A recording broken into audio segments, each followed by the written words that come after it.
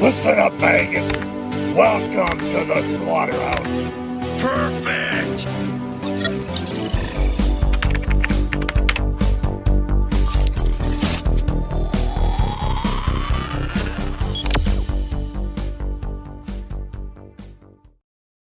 Full force, yo Joe. Space Commander. I was a little bit unready there. Did you notice? I did notice. Do you want me to play another intro? I'll play another intro for you, mate. No, we're good. Again, we'll play it again. Listen up, Vegas. Welcome to the slaughterhouse. Perfect.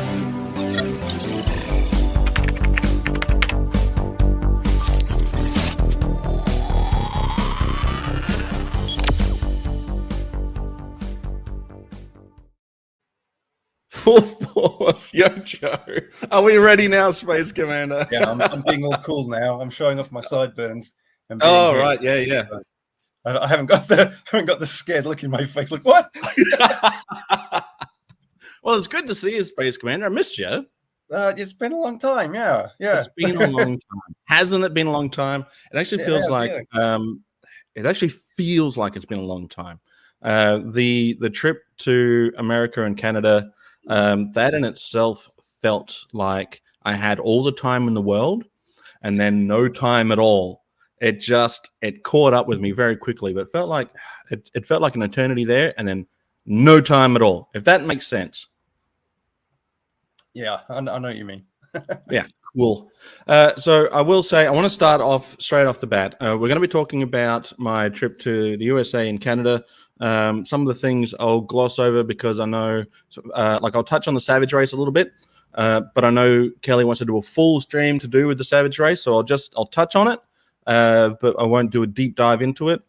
And then I'll touch a bit at the end about my trip to Canada, but I also want to get together with Adam and do a bit of more of a deep dive into what happened in Canada. So today we'll be glossing over those bits, but not entirely. But then deep diving into the stuff that happened at Joefest and the adventure in between that, because some stuff happened, Space Commander. Some stuff happened that were good. Some stuff happened that was just rubbish. But I'll get into both of those things. Okay. It's not all bad. It's not all bad. It's actually very, very good. But before I will get to the chat in a moment and say hi in a second. But before I do that, the most important thing I want to do right now is do some thank yous. I will do some more thank yous at the end, but the thank yous I want to give right now are for the people that actually made this happen, right? I say the adventure of a lifetime, and it was the adventure of a lifetime. There is no possible way that I was ever going to be able to do this without a little bit of help from my friends. And so I want to thank, first and foremost, I'll thank the people that are on my Patreon that have been supporting the channel for the longest. Anyone that watches the videos, anyone that supports the channel, thank you to you as well, and the channel members that also contribute to everything that I do for the Slaughterhouse. And then a huge thank you to everybody that helped with the GoFundMe. Whether you donated a little bit or you donated a lot, it was very appreciated. And honestly, when I first started doing it, I had some reservations. I had some reservations doing it, but in the end, all my friends came together and family, they came together and they made sure that this happened. And I can't thank everybody enough for what happened and for being able to make that happen. So thank you to all of those people. Sincerely, the gratitude that I have is unmeasurable, and the adventure that I had because of it, I will always think fondly of all of you people for making that happen. So thank you sincerely for everything that happened there. And I will get to more thank yous as we go in, because there's a lot more people to thank. It's not just thanks you're giving to them, though, is it? There was a lot of people who won prizes and unique items who contributed. True. So thanks. I was just going to say, it was GoFundMe, but it's not as if it was like totally one-sided. Please fund my holiday sort of thing. There was there was a give and take in the situation. So a lot of people out there who have contributed, you're going to have to look forward to your post. Right, exactly. So that's another point that I would like to make is we did give away lots of prizes. The prizes haven't finished. It's not over. We are going to make sure that people feel like they are appreciated And there was also a competition for whoever contributed the most. And the three top contributors being Matthew Comstock, Ryan Sweeney, my brother Adam. Thank you very much. There will be something special coming your way. We're working out the details of that, but you have not been forgotten. Nobody has been forgotten, and nobody will be left behind. So, but Space Command, I want to thank you for also being a driving force, full force, ringing that bell for me and helping with those games and the giveaways. It was great fun. It was great fun. So thank you for that as well, Space Commander. Now I will. The elephant in the room to do with the GoFundMe was there was a little bit of negativity around it too. All right, there are some gatekeepers out there who decide what you can and can't use GoFundMe's for, and you know there were times there where I thought, okay, this is going to be potentially a sense of a source of embarrassment or trouble or whatever, right? But I was like, nah, fuck that. Like, no. These people don't get to decide what you can and can't do as far as a GoFundMe is concerned. So not only is that a very clear Sgt Slaughter attitude you've got there, I believe the whole thing was Sgt Slaughter's idea in the first place, wasn't it? Yeah. So I mean, I still had to create it and put it out there, but it was originally Sarge's idea. But it was up to me to make that happen, and I did make that happen. And other than a few jerks, it was actually a positive experience. So yeah, we'll just put that to rest, put it to bed. So let's say hi to the chat real quick. First off the rack, I've got GeForce Racing 20. Hey Zazel, how are you, buddy? The RetroTinker saying g'day to GeForce only. So there's no one else is getting a hi. It's just GeForce for that one, which is fair enough. Treasures for Trevor. Top of the morning, mates. Thanks, Phil. Woodman29 saying, hello, Zazel and everyone. That's how you do it. So Woodman29 kicking off Cobra Convergence. So go check out his channel. Channel member Better Ray Bob. Hello. How are you, buddy? It was great to meet you. And we have TJC, another channel member. Evening Legends, right back at you. And have I missed anyone yet? We're getting a Cobra from Toykennections. Ryan Sweeney, we're just talking about you, Ryan. What's going on, people? Ryan was very kind to send me an Amazon voucher. Oh, yes. Nice. I'm a big fan of Sammy Hagar. Well, I managed to get from the American Amazon the 2-disc special edition of the new Sammy Hagar and the Circle album. Crazy Times. Nice. So thank you, Ryan. You're a legend, dude. Oh, yeah. Speaking of legends. 2-disc special edition. Fantastic.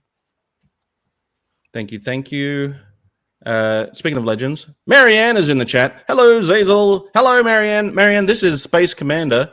If you don't know who Space Commander is, you're about to learn some stuff. But Marianne, I got to meet. That's it. Marianne, I got to meet at Joefest. And I'll be talking a little bit more about that experience shortly. Yeah, Space Commander is a living action figure. Classified, being classified. Morning. That's a very positive morning given the time that we're up right now. Chat champion classified. If you're feeling up to it, I would love it if you could throw links in the chat. So I'll let you know. Blues, hello, am I late? No, you've just made it in time. Figuratively speaking, hey, what's going on, Zazel? Well, we're talking about Joefest.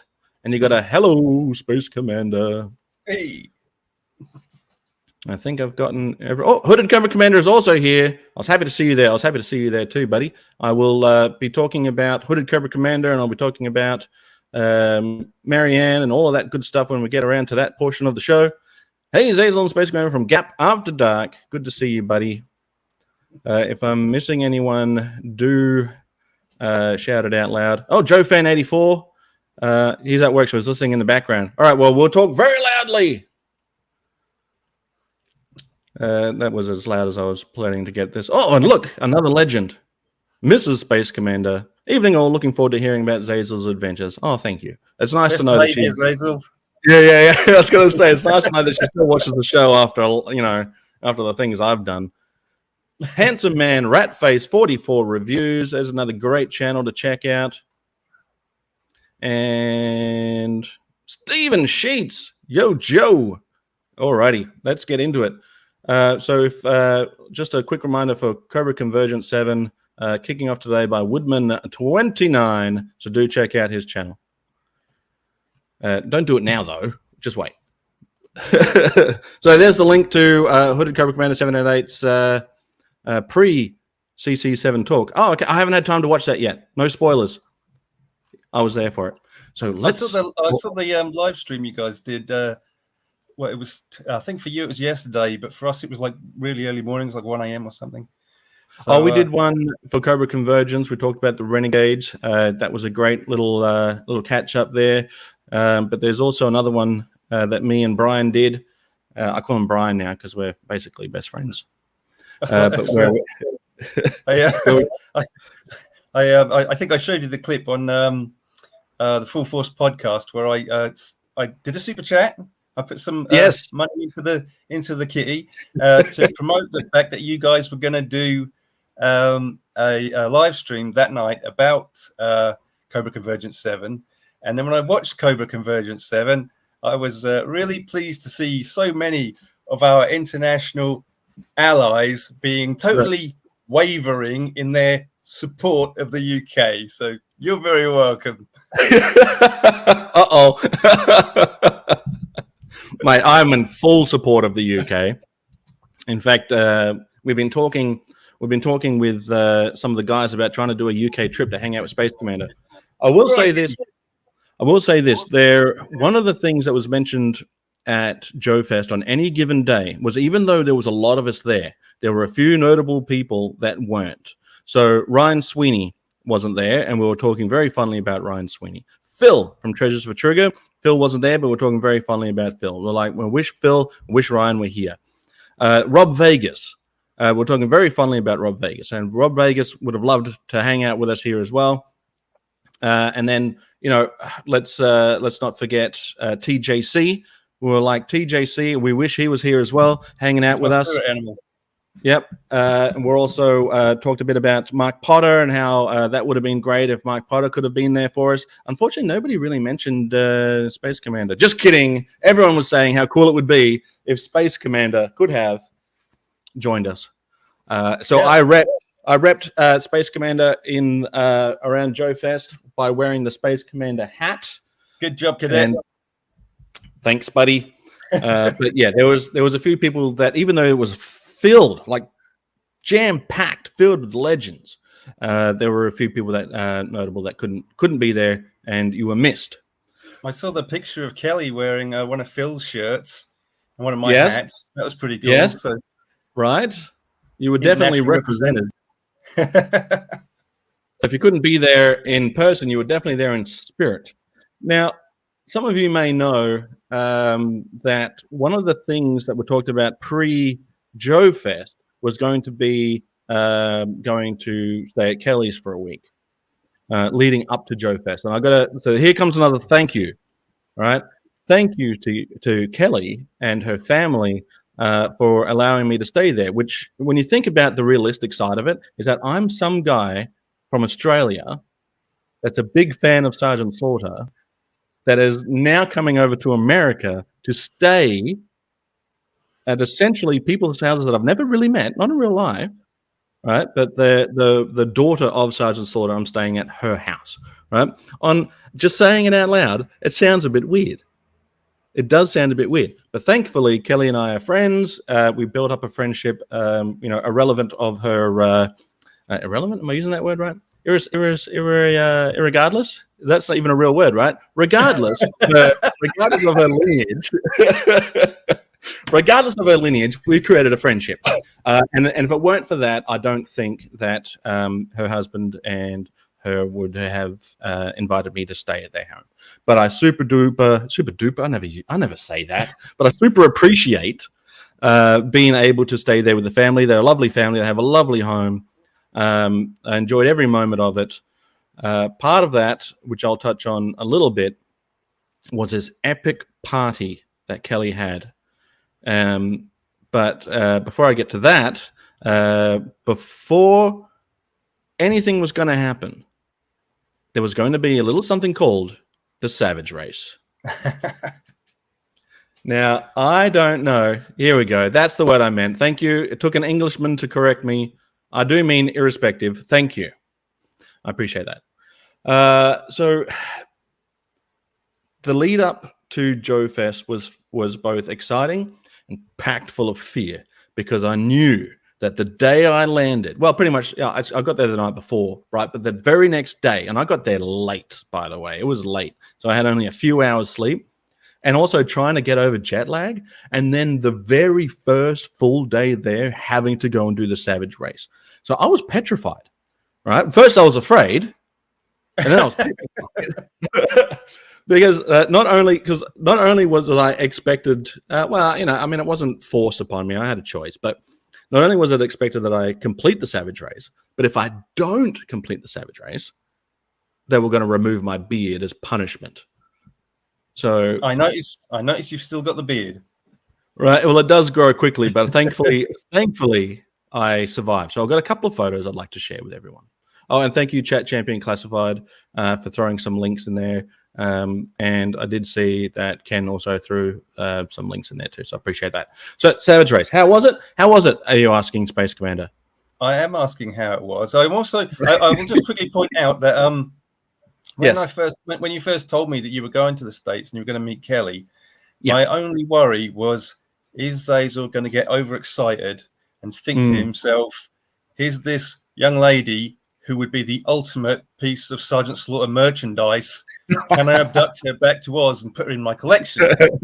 You think so? I was hopeful that you would overcome that and that you guys would hang out and be fast friends and fast in the race as well. Well, I don't know. The thing about the race was, I'll tell you this, right? If the expectation was to always be running and complete every single obstacle, then it would have been very difficult.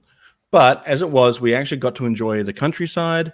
We didn't have to run the whole thing. We did do some running, and we did do some jumping, and we did do some diving.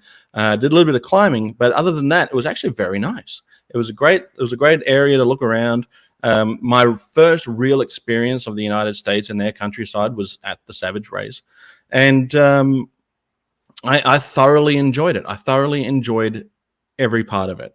Now, I didn't complete every obstacle, but I did attempt every obstacle. And basically what that means is if there was water under it, I was going to get wet. And I just decided, yep, this is happening. All right, but I'm going to try. So I did get wet. But here is the initial picture that I wanted to show. We are going to be talking about it on the Slaughter Daughter channel as full breakdown of the Savage Race. But this is before we started, quite confident, although I am a little bit frightened there. I didn't think I would be that tall in comparison to that's Cambry on the side there with Kelly. Cambry, I want to say thanks. She bought me the headband that is over my head. The headband did not survive the Savage Race. It did not come with me. It did not come with me to the end of the line, and I felt very bad about that because she was so nice enough to give that to me. And also, one of Kelly's friends lent me the backpack. You can't really tell I'm wearing it, but it was like one of those camel packs that's filled with liquid, so you stay hydrated. All right, cool. Yeah, so here we are, and right before this, there was a guy, an MC, and he was like, "Oh, some of you people have traveled all the way from, like Texas or New York or wherever, right?" And I walk over there and go, "Well, I'm here from Australia." And they started playing AC/DC, and he gave me the mic and told me to just give a big speech about it. So I don't know if they did any video of that. There might be some video later to show. But yeah, I just got on the microphone and started talking. I think they got over me pretty quickly. I'll say this about America, right? So I watch a lot of American programming, and I'm sure you probably do too. And so hearing an American accent doesn't sound weird when you're surrounded by them. But what it did do was highlight my own accent to me. I was super conscious of my own accent. And so I'm like, all right, don't say the cliche stuff, because I do say the cliche stuff in my everyday life. Like, hey, g'day, mate, how you going? But I was like, don't do that, because it's just be normal. Just say hi or hello or whatever, right? But every single time I was like, hey, mate, or g'day, mate. And I was like, doing it. Yeah, well, here we go. Poor headband. It will be remembered. It definitely will be remembered. And for reasons I'll show you in a moment. Was beer in the camel pack? Asked Ryan. No, but it might have helped me a little. So that was before we started. Now, of all the obstacles that they did have, there was one that was my favorite. Oh, yeah, by the way, I wore the side socks because obviously gotta wear the side socks. So the one that was my absolute favorite was this one, the Savage Race slide. You got to climb up the sheer wall and then slide down the other end. It was huge. This is only showing a little portion of it. The camera couldn't capture the whole thing. But yeah, this is me going down. You'll notice I'm not wearing my headband there. This is actually the second time I went down it, because I actually went down it twice. It was so fun. I went down it twice. Here's the first time. I'm wearing my headband there. And on the second time I go down, I didn't realize it's gone. It lived in whatever murky, swampy water was underneath, and this was not clean water. This was swampy water. It was covered in like green specks. It was not clean stuff, but I risked it anyway and went down 2 times. And then by the end of it, we're not quite standing as tall there. I'm a little bit tired. I'm leaning now. I'm leaning up against this, but that was afterwards. And with as you can see, around our necks, I'll give you a closer one here. So thank you to Kelly and Cambry and a few friends that we made along the way for making that an enjoyable experience. And there it is. Well done, Cobo. It's basically a participation award, but I made it. I got across the line, so that's something. And it says on the back here, it's more than just a race. It's about setting personal goals and smashing them. It's about pushing your limits to defeat the world's best obstacles. It's about teamwork and friendship. It's about the amazing people that you will meet on the course. It's about the fun, the photos, and the medals. It's about creating the memory of a lifetime. The memory of a lifetime is exactly what I got. Now, directly after that was the party. And I don't remember all of the party. But if you check out Kelly's last live stream with her and her dad, we touch on it on a little bit more detail there. But I will say this. I was treated to a American barbecue, which apparently I ate none of. And I don't remember not eating any of it. I mean, that might explain why I got so wasted. But as Phil says, eating is cheating. But I was treated to infused vodka, right? And they infused this vodka with all sorts of flavors, and all of them were very good. One of them, the last one that I remember drinking, not the last drink that I had for the night, because there are photos of me after the party that I just do not remember, or during the party and after this drink. But the last one that I remember drinking was infused with coffee, and I had it straight. And that hit hard. Right, hitting this coffee vodka hit hard. And then I had a second one. And I don't remember anything after that. Like the party up until that point was great fun. After that was apparently still great fun, because I've been told that I still had a great time. But I got locked out. I went around. everyone went home. And I went. This isn't a repeat of that story where you woke up in some stranger's house back in Australia one night. No. Oh, no. No, I thought, fortunately not. Drunk Zays came out. Yeah, he did. Drunk Zays got locked out too. So it was, it was the next morning.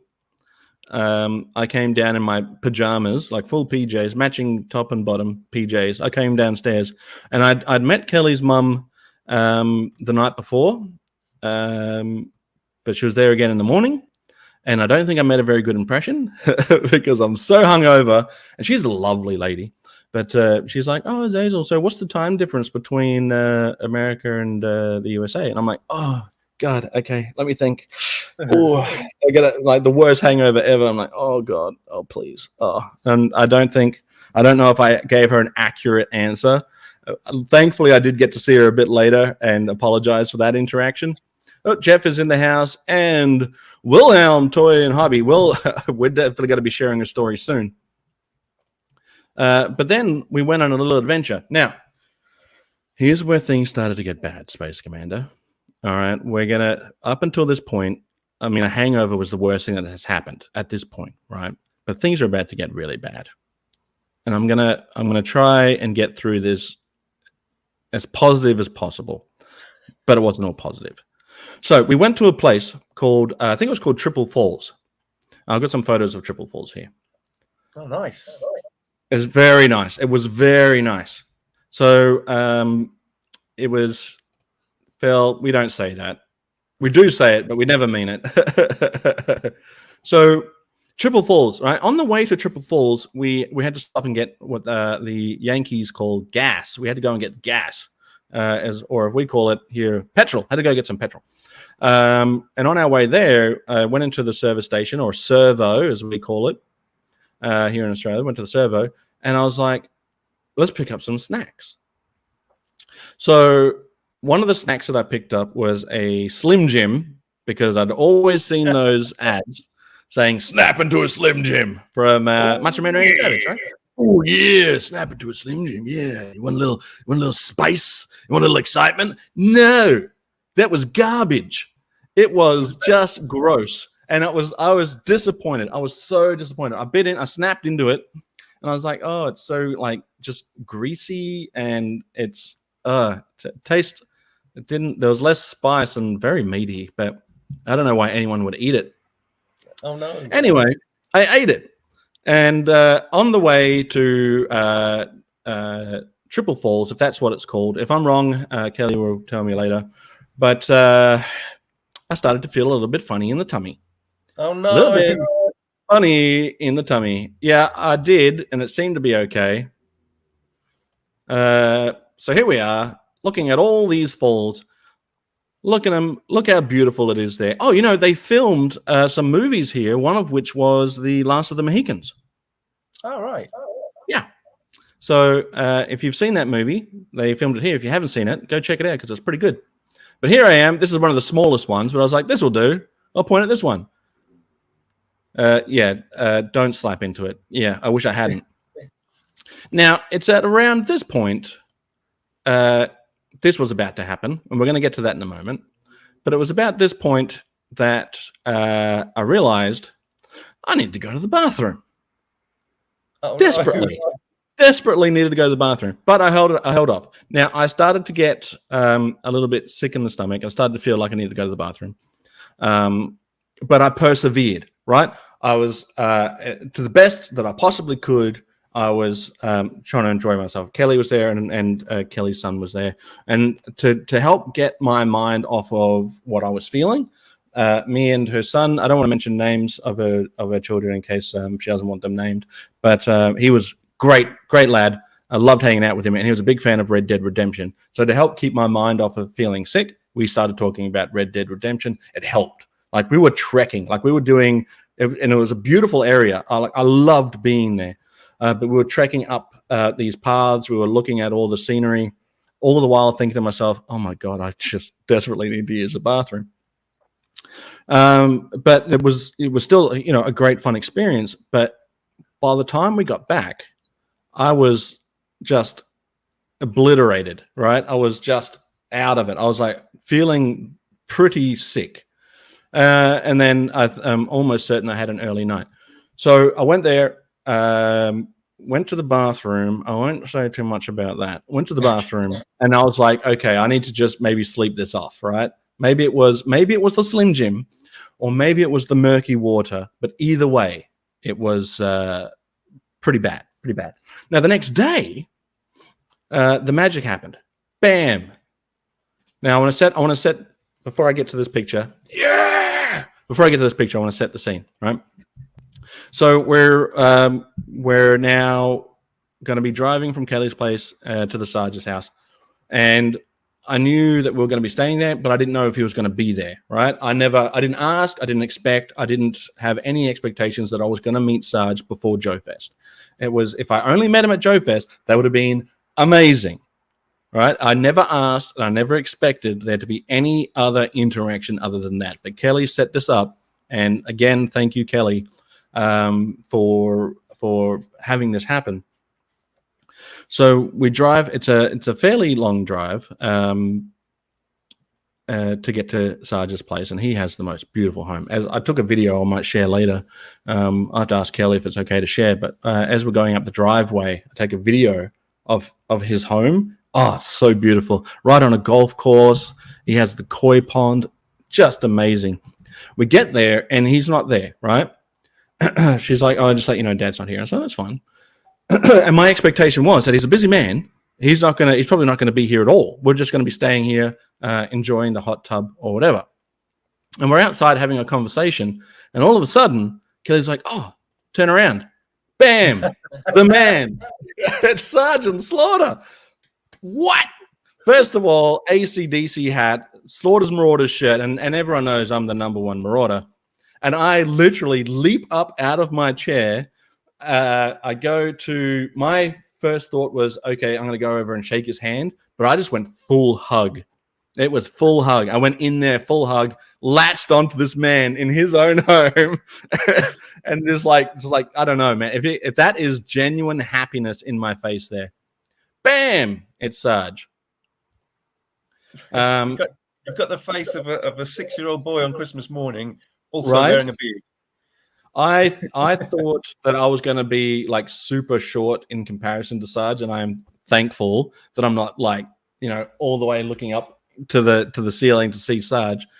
But it was amazing. It was crazy. It was we were just sort of sitting after this photo. We sort of sat down and made conversation, like just chit chat, like normal talk. I didn't really want to berate him with, tell me all about your time with G.I. Joe. Tell me all your time about wrestling, right? It was just, we just hung out by the koi pond, had a beer, and just sat there and we were shooting the shit, basically, right? It was amazing. It was surreal.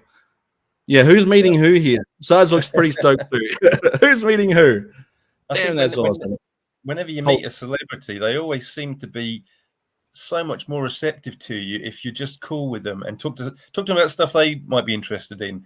Don't go right. Try. I know it's difficult to do, but try not to go full on fanboy. And they always seem to open up far more, Right. So, and that was, I will say, very bloody difficult. Right.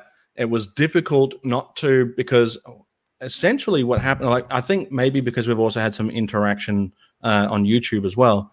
But essentially what happened was, it was like an instant, as an adult, you don't often get those childhood feelings of excitement and adventure. And like, you feel those things as adults. You feel excitement, you feel adventure, but don't feel it like you did when you were a kid, right? You don't feel that same, like it's your world exploding excitement, right?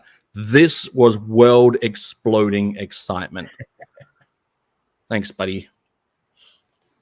It was. We got a Dale's comment here. YouTube video where the kid was freaking out at Nintendo 64. The way you're smiling and see Sgt Slaughter, I don't blame you. We've all been there. Yeah. We've all been there. It was who we met. Yeah. Oh, I didn't know how I was going to string together a conversation, but I think the best thing that I could have done was just be normal, right? Just be normal, which was very difficult to do. But Sarge is like, can I grab you a beer? I was like, I'm gonna have a beer with Sarge, but instead I'm like, yeah, I got a beer. Sure, whatever. But yeah, so I got to share a beer with Sarge. So again, another thank you for Kelly for setting that up, but thank you for Sarge for allowing me, essentially a fan, come and stay at his home for, it was like a couple of days there at the Sarge's house. We spent 2 nights there, 3 days at the Sarge's house. And I never believed that was ever going to happen. Like, who does that? That's like if you went and slept over at Bob Regan's house, right? You just wouldn't expect it. You just wouldn't expect it. I'm sure Bob would love that.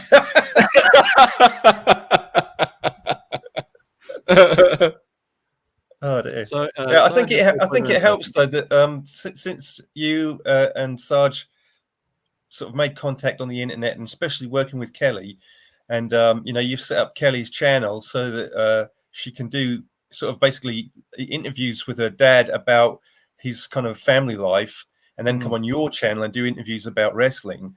I think that Sarge has obviously built up, an interaction with you and a trust with you, and so he probably feels cool about you staying just for a couple of days, not forever. Right? Yeah. You can't move in. Actually, I will say this: I must have made a pretty good impression because Sarge invited me to stay an extra night and travel to Joefest with him. Wow. So I spent another night there, and then Kelly went home with her amazing kids, and I stayed there a bit longer and drove to Joefest. But I'll get to that in a moment. Okay. It's a real experience. Correct.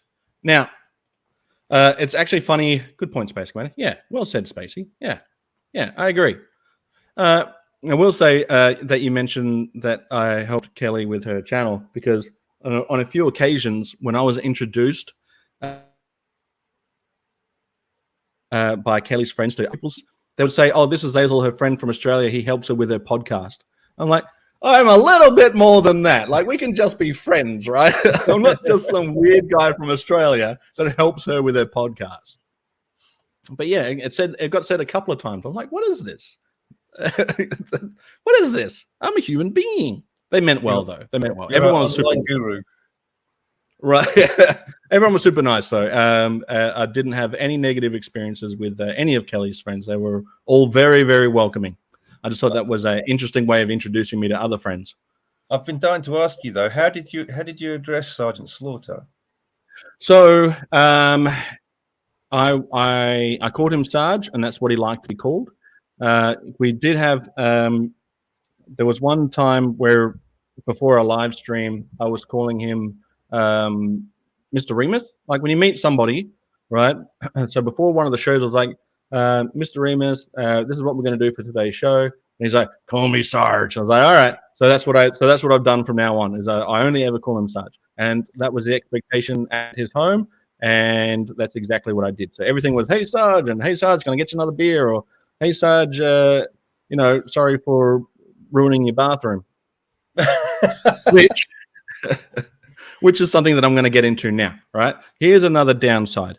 So this was the day after the Slim Jim, right? The day before was the walk through the woods and the Slim Jim. This is day 2 of the Slim Jim scenario.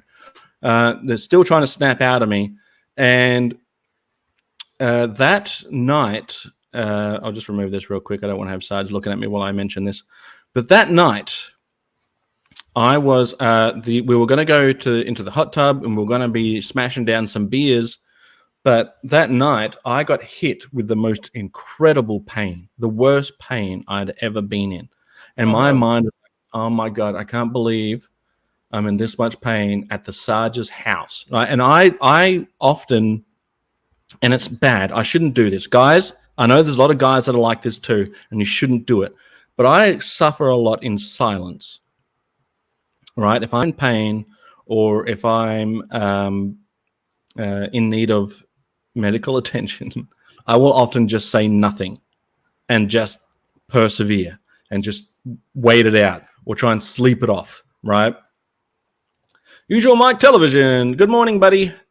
If anyone else has also dropped in and I haven't said hi, I apologize for that. But anyway, so here I am in the worst pain I'd ever been in a foreign country somewhere. Oh, we got Pastor Chad. So glad you got to meet the Sarge. Thanks, buddy. I appreciate that.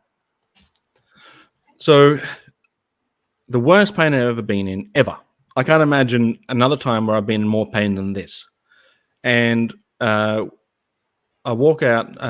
We had a couple of beers, me, Kelly, and Sarge. And Kelly's like, you finish your beer, you're going to have another one. And I'm like, yep. knowing full well that I'm like in incredible pain right now, right? But too embarrassed even to just mention it. So I go out to the garage, and I've got a garage story soon too. Don't let me forget the garage story or garage.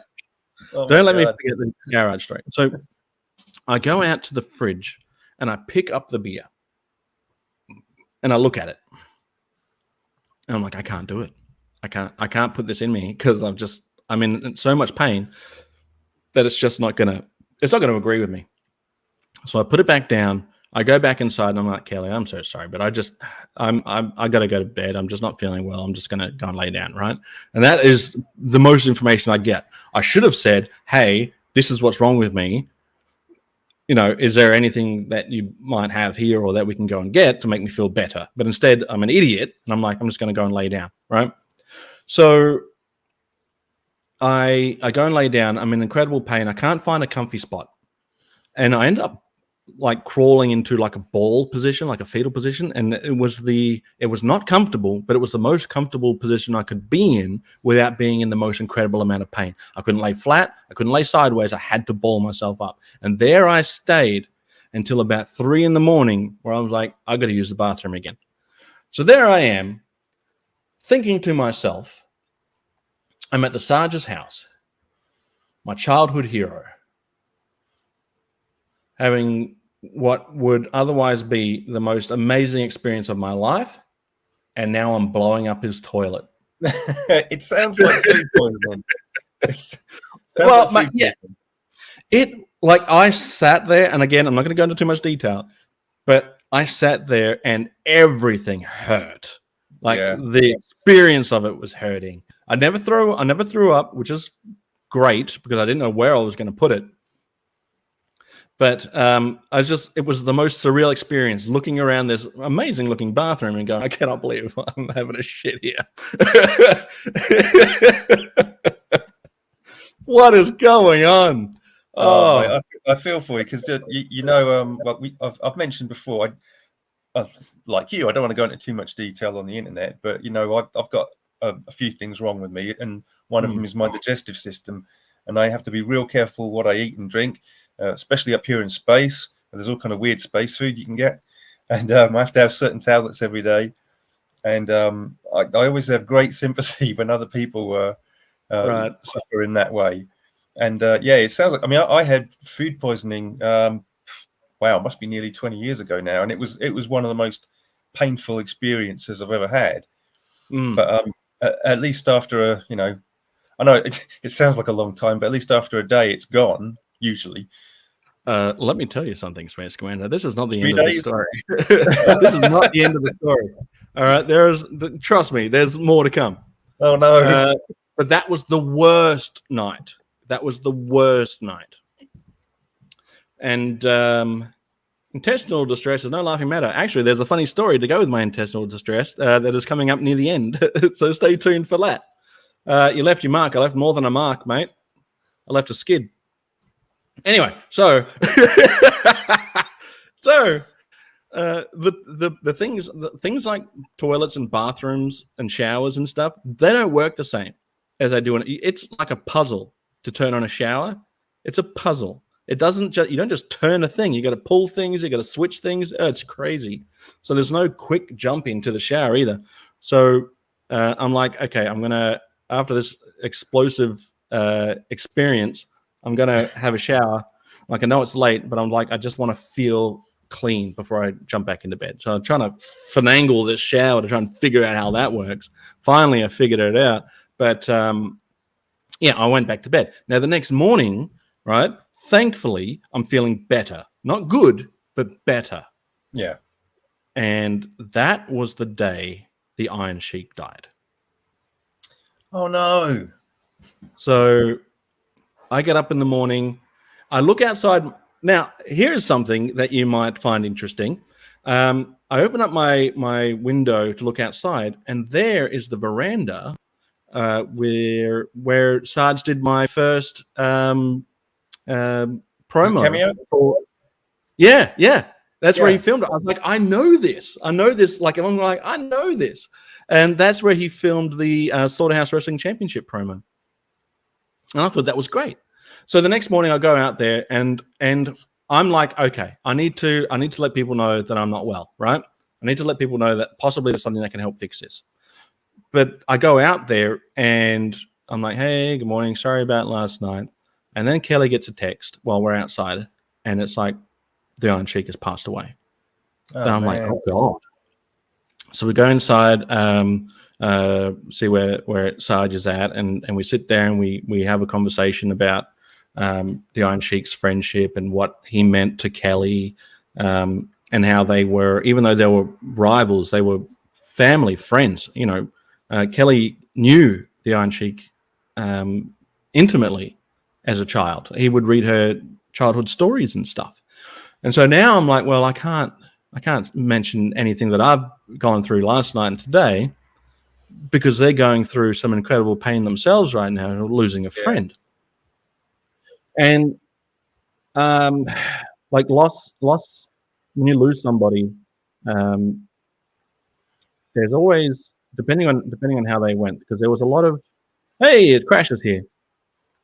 Yo, Crash. Sup? How are you, bud? So there's a lot of loss there, because when you lose a friend or you lose a family member.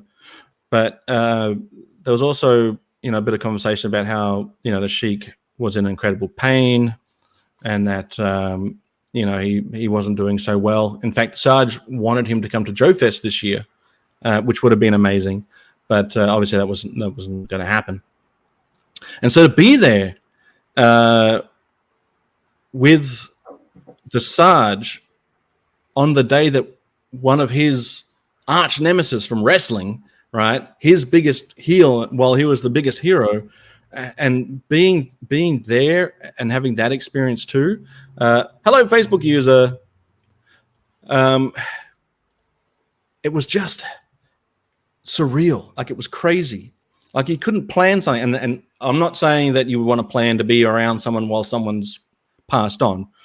That's awful. Yeah. But the odds of me being at the Sarge's house when the Iron Sheik had passed away just felt like a lot. And so I'm going to go into my garage story now, because on that same day, Sarge was taking me through his garage, and he had some of the most incredible bits of memorabilia, right? Heaps of stuff. He had carded G.I. Joes. He had boxed action figures from his wrestling days, like super rare stuff. And speaking of rare stuff, at Kelly's house, and I don't want to forget this, at Kelly's house, she had stacked on top of her bookshelf, willy-nilly, covered in dust, carded 2006 convention exclusive Sgt Slaughters, just up there gathering dust like they were nothing at all. And I'm like, oh my God, what? This stuff is so rare. So I'm helping going through his garage, and I open up some of the boxes, and one of the boxes was a twin pack of Sarge and the Iron Sheik, and the Sheik had signed his side of the action figure box. Oh, wow. Right? And I thought, oh my God, this is amazing. Like, to be able to find this on this day in Sarge's garage, it was like, it just hit me. I was like, oh my God. Yeah, rest in peace, Iron Sheik. I'm just looking there at something that he'd signed, his own action figure. But the heartbreaking thing is that this stuff hadn't been stored properly, and some of the boxes started being crushed, right? Which was crushing in itself. Crushing blows. So I end up, Sarge is out there with me, but he comes over and I show it to him. And I'm like, you've got a lot of stuff here, like a lot of valuable stuff. And as you can see, like, this one's damaged, and a lot of the stuff isn't being stored properly. If you give me 20 minutes, let me just go through some of the stuff and let me restack it for you, so that you are having some longevity with these collectibles, right? Whether you want to sell them, whether you want to keep them, or whatever, they will at least not deteriorate any more than they already have. So I end up opening up tub after tub, and some of them are just thrown in there haphazardly, stacked on top of things I shouldn't be stacked on top of. And I start, putting all the action figures in, nicely stacked, putting boxes on top of boxes that can support the weight. And I'm just finding, like, I found the complete run of Marauders. So every single Marauder action figure carded, I see, Snake Eyes is here. How are you, buddy? Again, sorry if I miss you guys in the chat. So I start putting all these back together into their boxes. Some of them are damaged beyond repair, but a lot of them are still pretty good. So, these are going to keep their value, or they're at least not going to deteriorate. I get to, let's say he has 20 tubs, right? I never counted the tubs, but let's say he has 20 tubs. I ended up getting them down to maybe 5 or 6 tubs because I've just been able to stack them correctly. Now, the biggest thing that I found was every time I picked up something and I was amazed by it, like he had a carded Chuckles, and Chuckles was one of those action figures I loved as a kid, right? I was like, why do you even have this? He's like, oh, well, when I was joining G.I. Joe, I started going out there picking up some G.I. Joes just to see what they were like, so I could see what I was going to be a part of. And this was on the shelf at the time. I was like, oh, that's pretty cool. And he goes, do you want it? I was like, no, I don't want it. I'm just saying this is really bloody cool. I pick up the Marauders, all the Marauders, and I'm like, oh my God, you got the complete set. And he goes, yeah, that's part of my team. You're the number one Marauder. He's like, do you want them? I was like, no, I can't take these. I can't take these. These are very valuable. And they, you've had them a long time. That I'll just stack them for you. I don't want them. I'll just make sure that they're not going to get pulled apart. He had a lot of the Tiger Force G.I. Joes carded. I was like, wow, you got Tiger Force. He's like, you want it? I was like, no. Everything I picked up. Hello, Facebook user. I don't if you're coming up from Facebook, I can't see your name some of the time. But hello to you.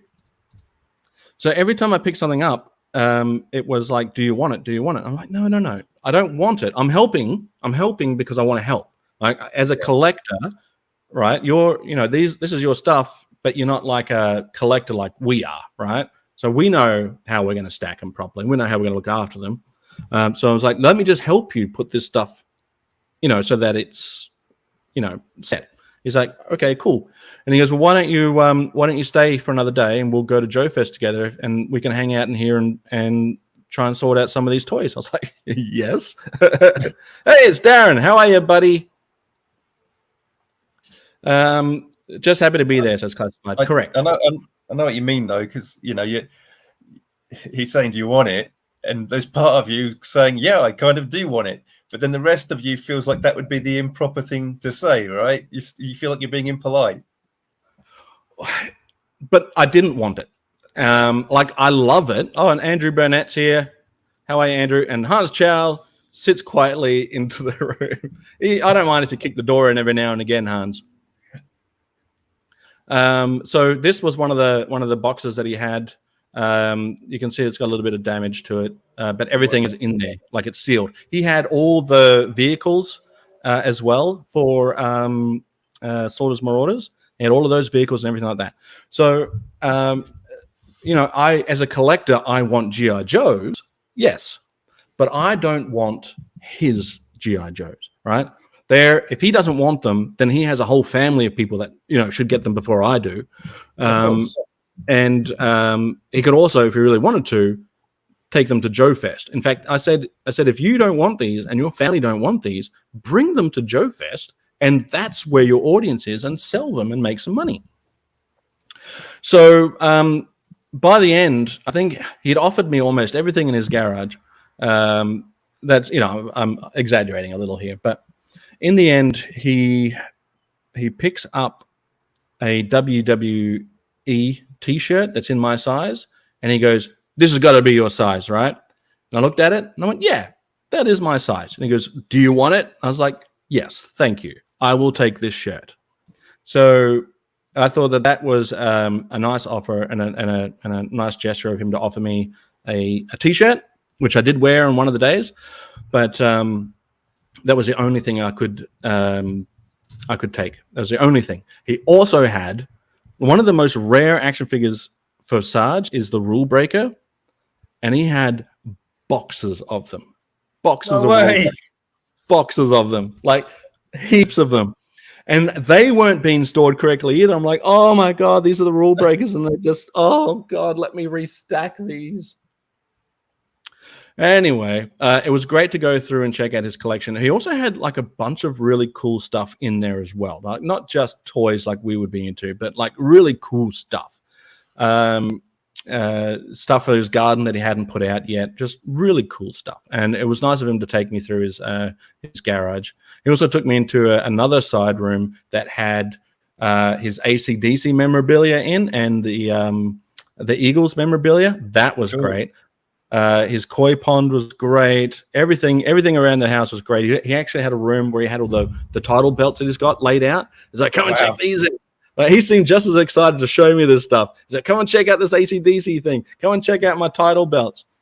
Now, all of this was helping me to ignore the fact that I was going through this tremendous amount of pain. And I thank him for that because it was great. That night, it was weird. We were watching a documentary about the Iron Sheik while sitting there with the Sarge, and that was a little bit surreal as well. Sitting there with the Sarge, and then he goes, I bet you've never seen this before. And then he puts on Teen Titans Go, and it's an episode that he did a voice for, and the character was called Dr. Military. Yeah. It was like sitting there watching Teen Titans Go with the Sarge as the Sarge is doing his own voice, and I'm almost like, it's you. So apparently Hans had a good question. Let's have a look. Did he have a wrestling ring or like a wrestling gym? No. So I think Casey's here. How are you, mate? I'll be showing off a picture of you shortly. But it was good to meet you. He didn't, and I think because he had a garden that if I recall correctly was called what was it called? He had a garden filled with something to do with wrestling, but it was like you wouldn't know it had anything to do with wrestling unless you knew about wrestling. But he didn't really have anything like that there, and I think it's because that's his home, and he doesn't want to bring work home with him. But it was. He had a hot tub, so that's pretty cool. So I was like, "You got to let me take a photo of this." He's like, "Yeah. You want me to hold it?" I was like, "Okay." Let me hold it for you. Like, it was great. It was he really made me feel welcome. Now, at this time, Adam from GoFigure and his lovely wife Heather were driving through, and so they dropped in. Wow. Oh, Gaz is here too. Hey, Gaz, good to see you, buddy. And so this was also the day that the Iron Sheik died. Now, did he have? That's great. Did he have a Madison Square Garden? That's awesome. So this was the day the Iron Sheik died, and I think so. Kelly and I are very good friends, but that's Kelly's dad, right? Sarge and I are obviously best friends, but naturally, that's the Sarge's house. So to have Adam and Heather show up and just be like me, like be able to appreciate it like I'm appreciating it, was actually like very good for me, because I got to experience it with Adam and Heather, or Adam more specifically because he's a fan of this stuff. I got to experience it with him like I am by myself, right? So it's good to have someone to bounce us off of. And every so often we look at each other and go, "Oh man, can you believe we're here? Oh man, this is the Sarge's koi pond. The koi pond is behind us there. We're wearing almost matching outfits there. We're practically twins." But yeah, it was good to have Adam. We had some food the night before. We had sushi. I tried to pay, and Sarge was like, "What the hell are you doing?" Wouldn't let me pay. And then he got Chinese food for the second day, and that was very good too. He was very generous. Sarge was very generous and very welcoming in his home.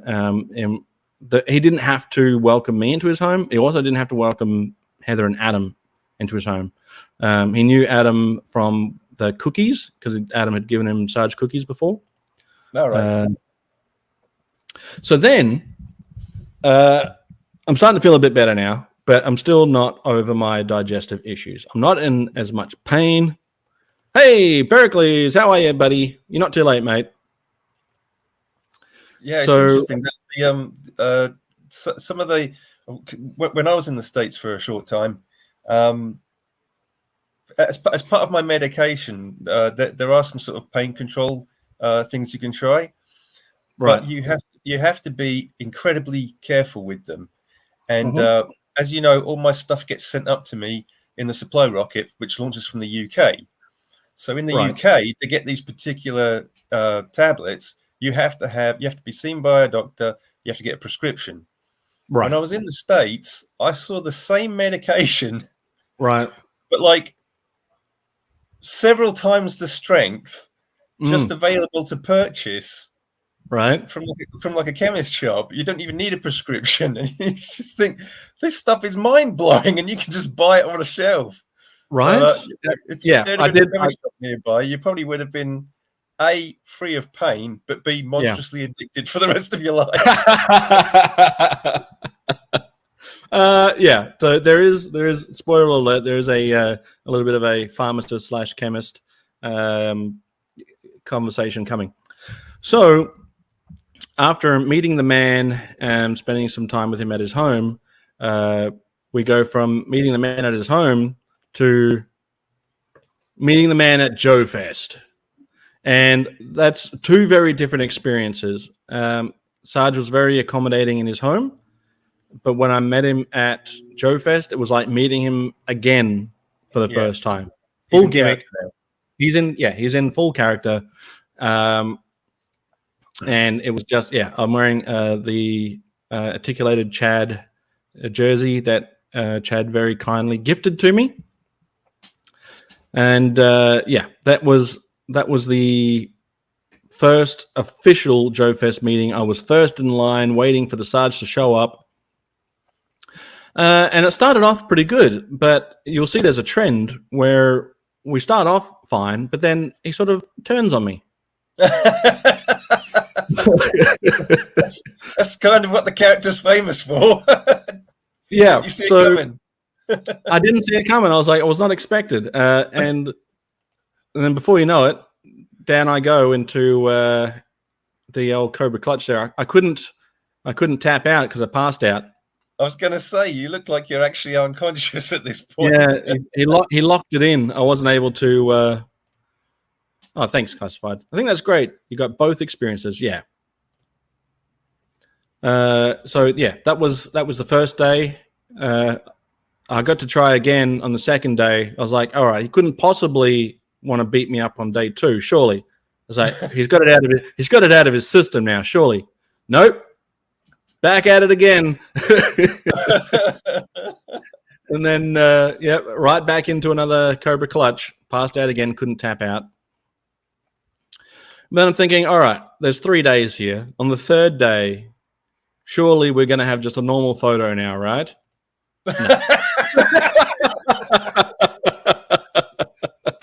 No way.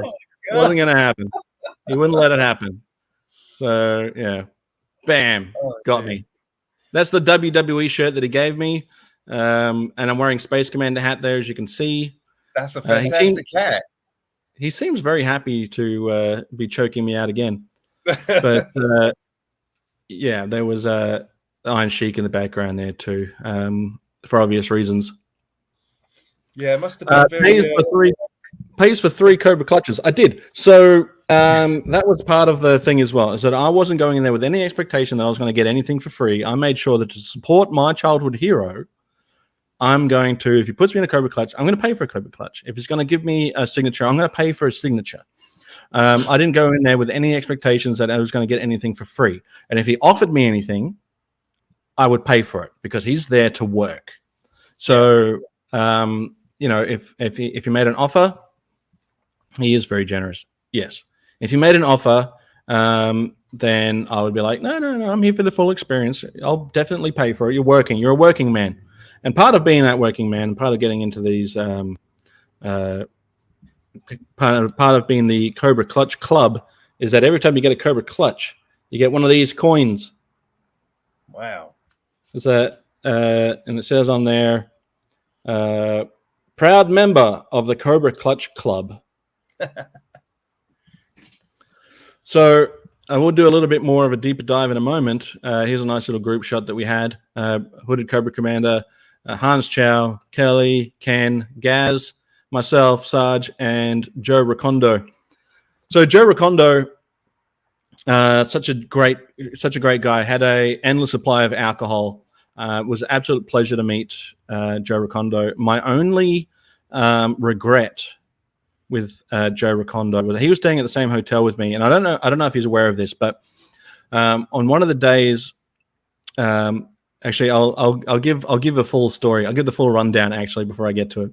So on one of the days on Joefest, we went to a toy store, and at this toy store, me, Will from Wilhelm, Adam, Chad, right? As we're all going to this toy store, Crash, I think, went to a different toy store. Hey, it's Joe Joburg. Is it safe to have my omelet now? Yeah. Sorry, mate. Actually, I'll be delicate. But there's some more coming up. Either way. So, as we're in this toy store, and I'm finding some cool stuff. Both Will and I, both individually, picked up pirate figures. Now, his had a peg leg. Mine doesn't have a peg leg, but he does have a cool belt. I like that belt. It reminds me of some. Doesn't it? Exactly. And that's exactly why I liked this one. The peg leg one was offered to me after the fact by Will. He goes, "Do you want this one?" And I was like, No. If you have yours and I have mine, then the two of us have a pirate character from, in each of our respective countries. And I think that's a way better connection than to just have the toy. But so Will, yeah. So it was, and there's a thumb kiss for Gaz I forgot to do earlier. So yeah, there's Will. Thanks for offering it to me, Will, but I couldn't take it because I just love the idea that we both have one in our collection. So we're there, and Adam's like, "You all right?" And I'm like, "We have an emergency."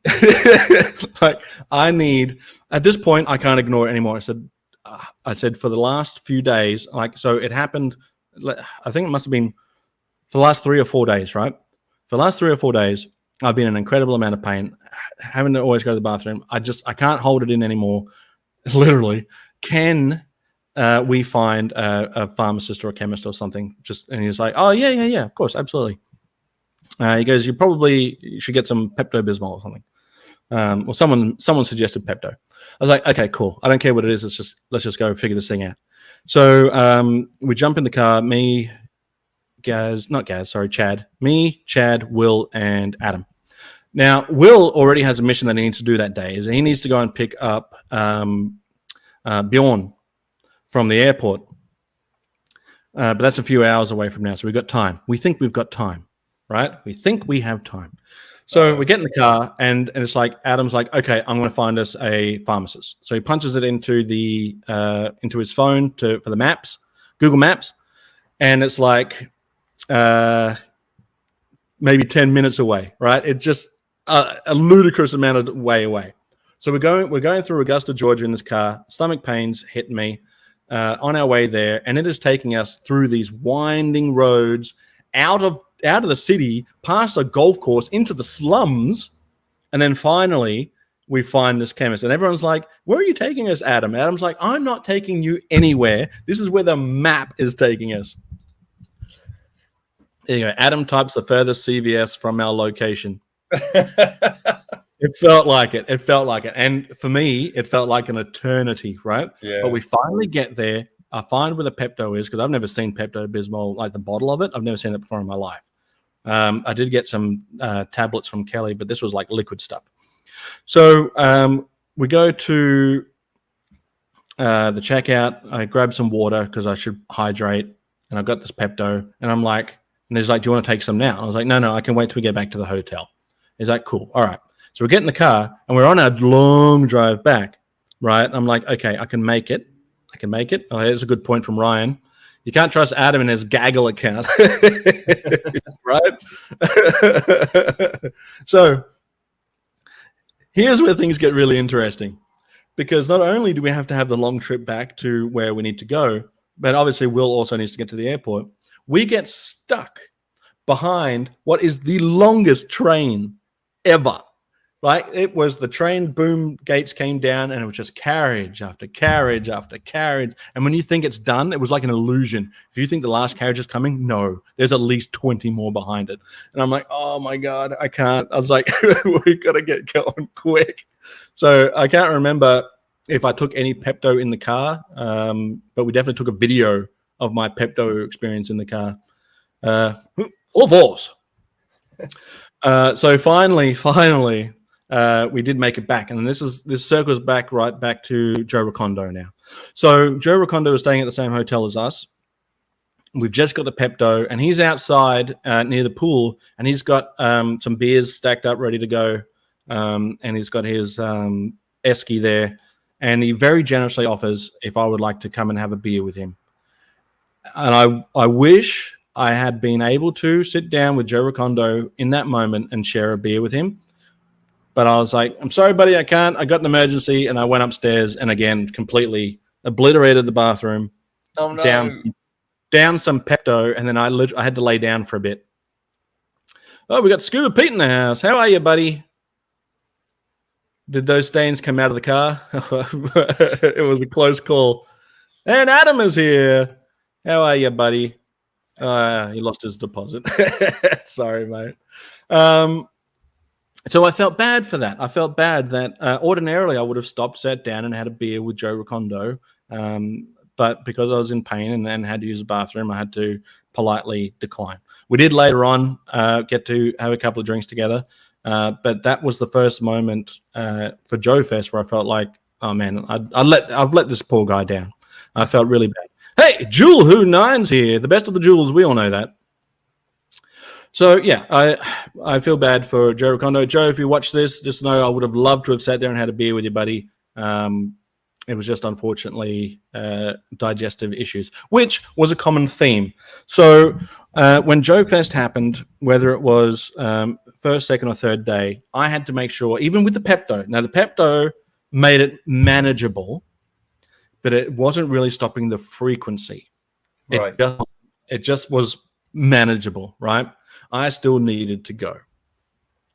So every time I went somewhere, I had to think about, okay, where's the bathroom, right? So I couldn't stop in one place for too long. I had to make sure that it was horrible. It didn't ruin my experience of Joefest. Joefest was a blast, but it definitely always had that in the back of my mind. So I wasn't always totally focused. For instance, I sat down with Brian and Marianne, who both of those people in real life, lovely.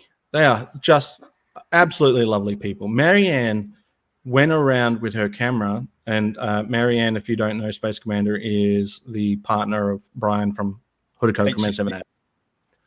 HCC 788. So that was her first Joefest, but she didn't make people feel silly for being into toys, and she went around with her camera and filmed stuff for Brian, and she did it with care and genuine care, and she did it with respect, and I fully appreciated that she did that.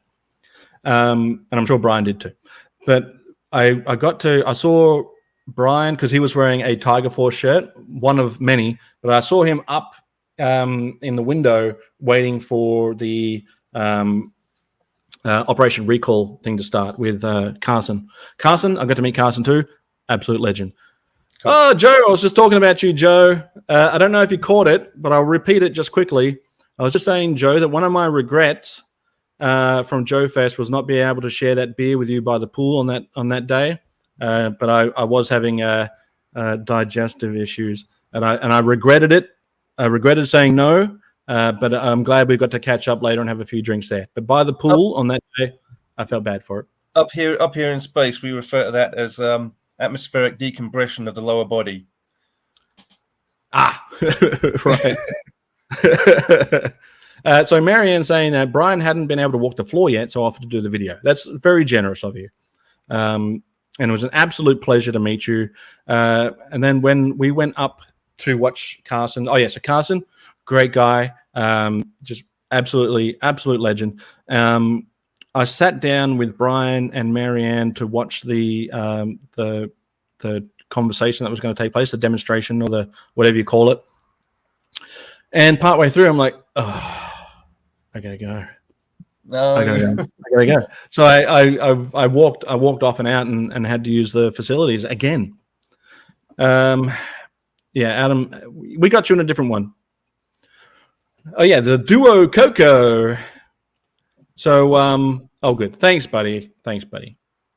So that's where a lot of my regrets came from, is that in some of these moments where I'd love to have been there, I had to get up and excuse myself.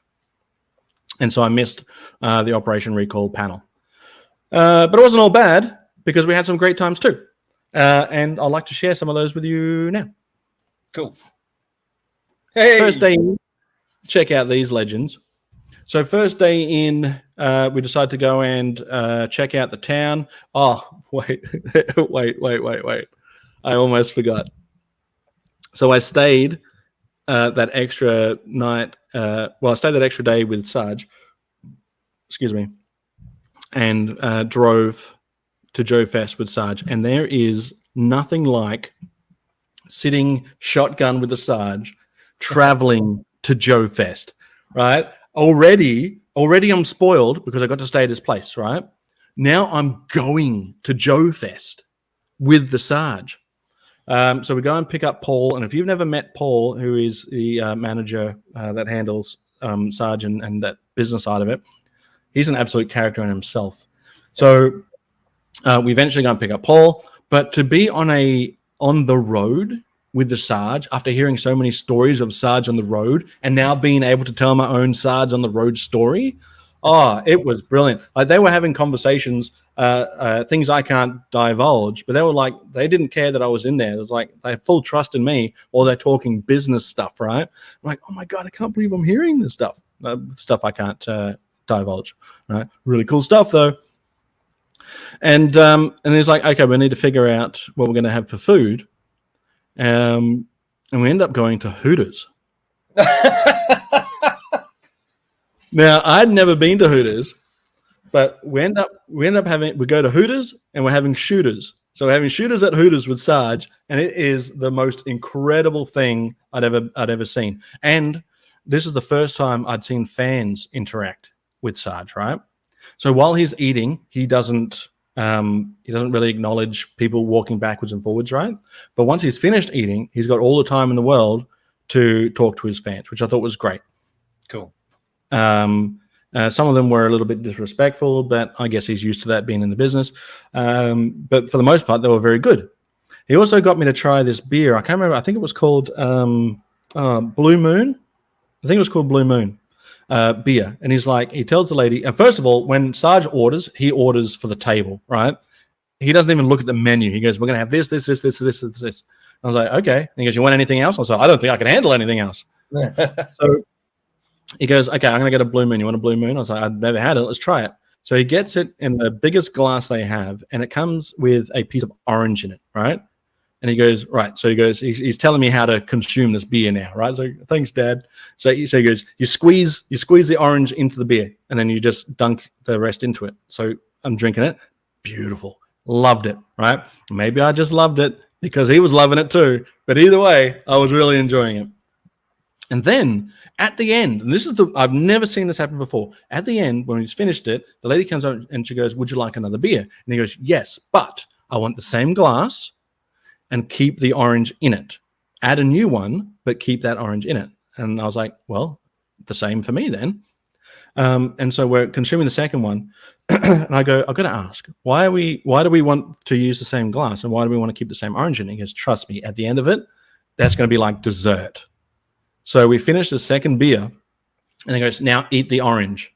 And I eat it, and it was glorious. It was like candy. It was so nice. I was like, oh, I get it now. I really, really, really was tempted to put the whole orange peel in my mouth and do that orange smile. But Hooters, by the way, they keep very cold inside, and I wonder why they do that. It's like super cold inside Hooters. But then after that, I go to the hotel, and this is where another thank you is coming into play. I go to the hotel where Chad is waiting for me and snaps that little video of me entering the room for the first time.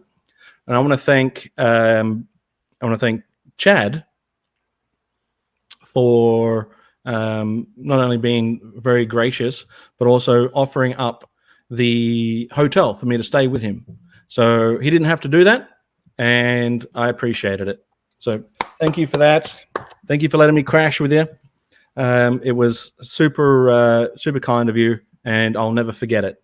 Another thing that I'll never forget is the theme tune to Voltron, because that was his alarm. His alarm was Voltron.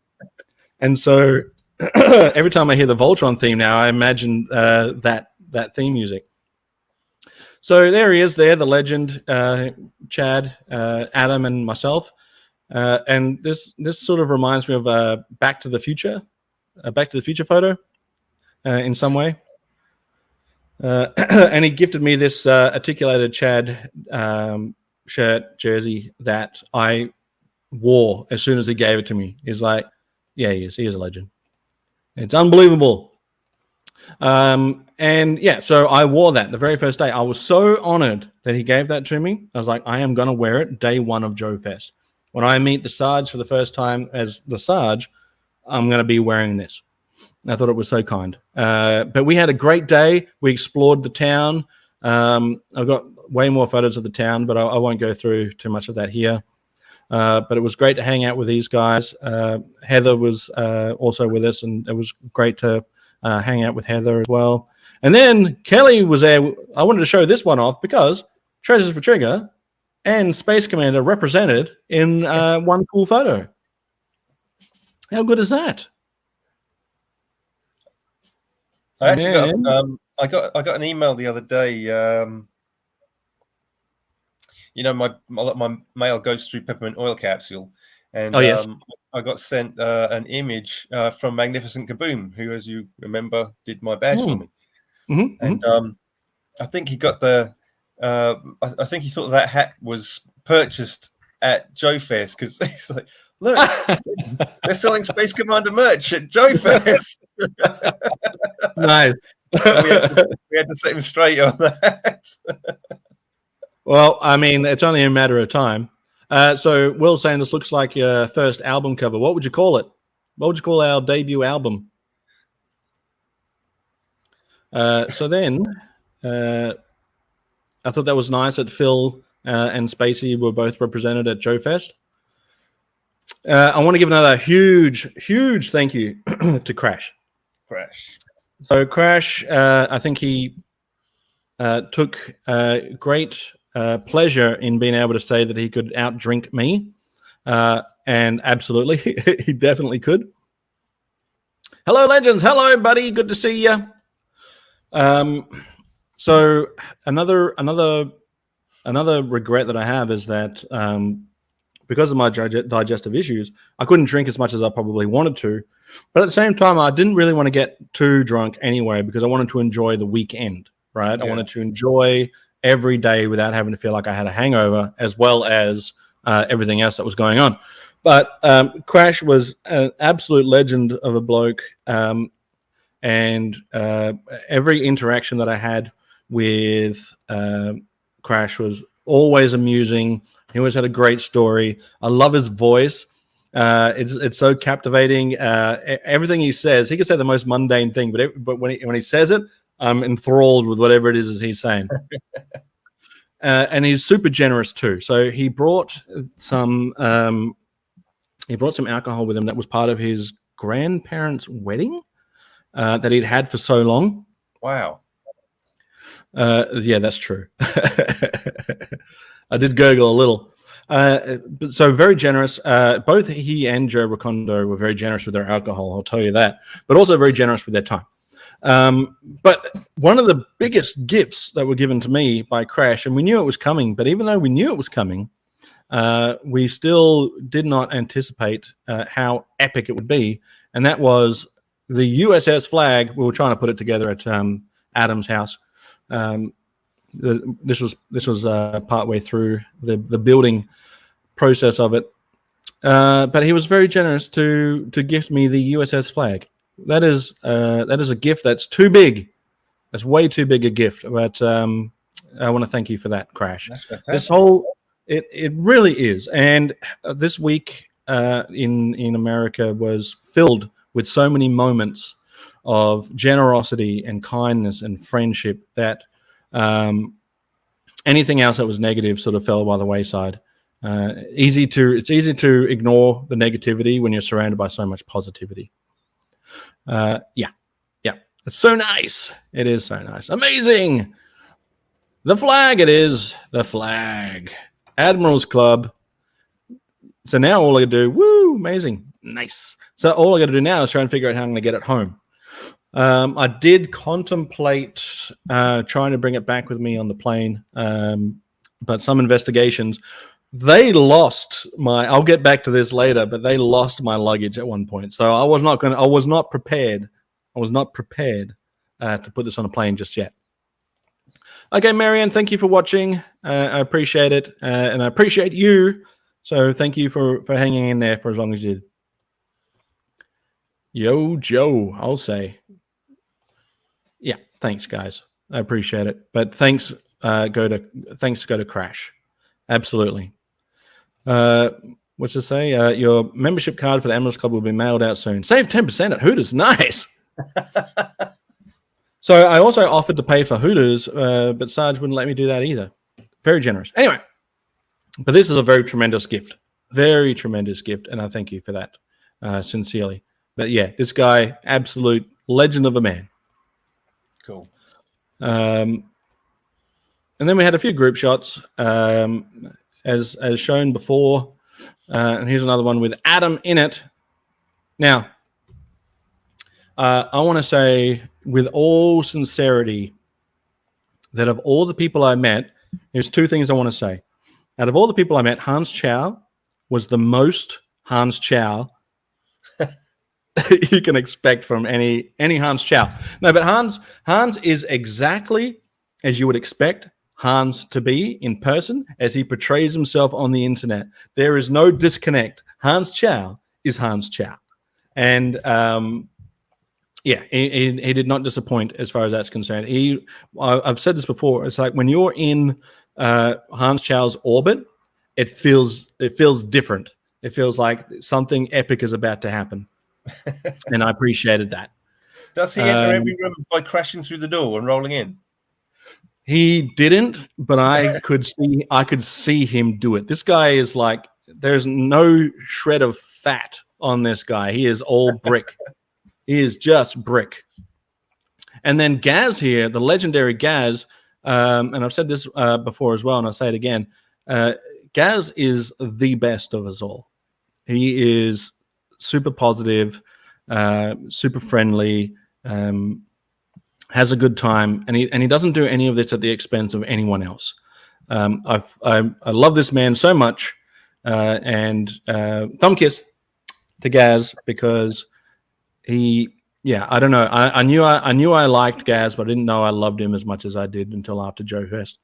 And I mean that sincerely. Like when Gaz started walking up, we instantly stepped out of the line for Joefest to go and give him a hug. That's how much Gaz means to a lot of people, not just me. There's a lot of people, even here in the chat, that would agree that Gaz is an absolute beauty of a man. And then we got Adam, who I'll give another thank you to, and I'll touch on this a little bit.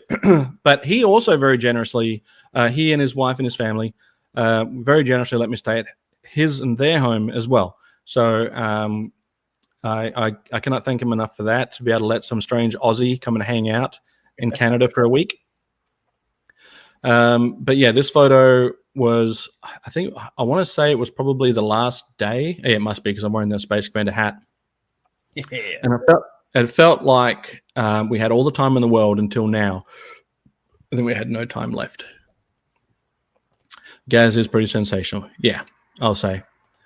But I wanted to enjoy every single moment. So I think I appreciated every moment as it happened, and I tried to be present in every moment because I wanted to remember it. Now, I didn't take a lot of photos, so some of these photos have been taken from other people, and I appreciate that. And I've got more to show. And the reason why was because I just couldn't bring myself to be behind a camera lens.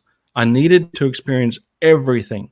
And I knew there were people out there doing way better stuff, like Marianne and her camera skills, that were going to be able to show all of this stuff without me having to be, oh, there she is, Slaughter daughter.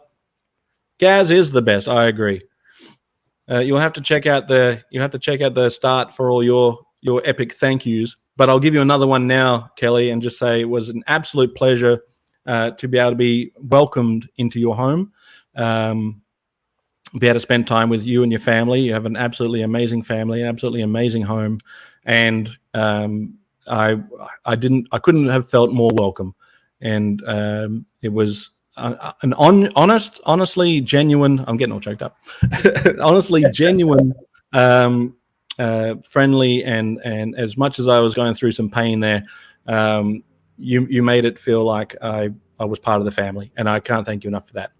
And the same for Adam as well. He and his family made me feel like I was part of the family too. I never felt like I wasn't welcome. I never felt like I overstayed my welcome, which I probably did. But everybody was so generous and very, very kind to me, and I can't thank you enough for that. I don't know how I would have done it without everyone's help and support. And then what have I got after? Oh yeah, so we got more. Look at, was that the next photo? Yeah. So I mean, look at the Hans Chow muscles. Look at all of that. He's just nothing but like he's like a coiled spring. So here we are with Operation Recall's Carson Metaxas. He is a very genuine guy, a very friendly, very welcoming. I was surprised that he knew who I was when I walked up to him and said hello. He's like, Zazel! It's like, oh, that's really nice. Gaz there wearing the Slaughterhouse shirt. Basically, we're twins in this photo. And Chad in the background wearing his signature Hawaiian shirt.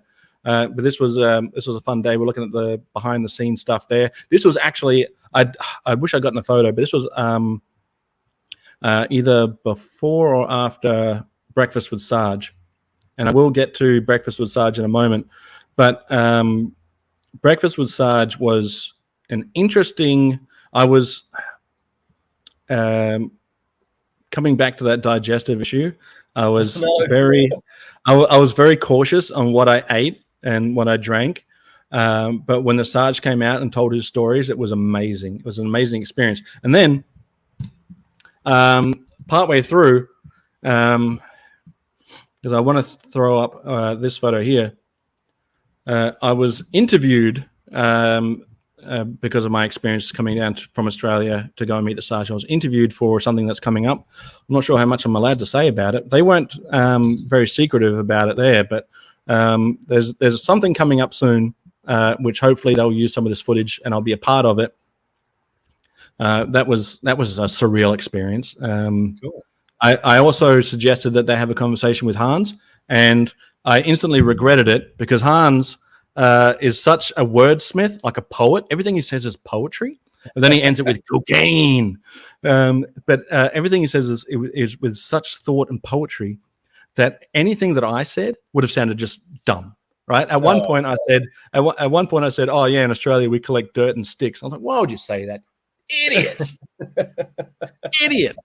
But they're like, "Yeah, you must have been." They go, "You must have, probably with the one that's traveled here the furthest." And I said, "Well, actually," and I start pointing out over to the guys, Hans Chow over there. You want to have a conversation with him? He's come over from Trinidad and Tobago. Great guy. Definitely worth an interview. And then afterwards, he's like, "Oh yeah, I said all this poetry." I'm like, God dang it. But so at Breakfast with Sarge, these guys were filming there too. And these were all very lovely people. I know that they're not going to watch this, but these were all very lovely people as well. And they made me feel very comfortable, even though I was shy and nervous and whatever. They made me feel very, very welcome. So it was nice of them to come and have a chit chat with me. But then we're sitting there at Breakfast with Sarge, and I move over. I was sitting next to Chad at first, but I had to move over to the side because I started to feel the chairs weren't very comfortable where I was, and I started to feel as if I needed to switch up positions. So I went over to the window and sat in a more rounded chair that I could just sort of lean back in and feel like I was like a little bit more comfortable. Nervous and clapping. I was doing that. Oh, I wish I hadn't. Every time they said something, I was like, idiot, stop clapping. Anyway, so Breakfast with Sarge came along. I moved over, ended up getting joined with Kelly, and we were sitting there. I think Gaz came and sat with us too, if I'm not mistaken. But I can't really remember because I'm sitting there trying to get into a comfortable position. So I wasn't bailing on you, Chad. I just wasn't comfortable. So I moved over, and I'm a bit embarrassed to say why I had to move. But then they at the Breakfast with Sarge comes out, starts telling his story, but then he starts mentioning me. I'm like, oh, nice. It's like, my big fan from Australia, Zazel's come over to do this. And then they go, oh, we've got a competition. You guys wrote your names in for a competition to win a prize. And I was like, well, I didn't do that. But that's fine. I didn't actually.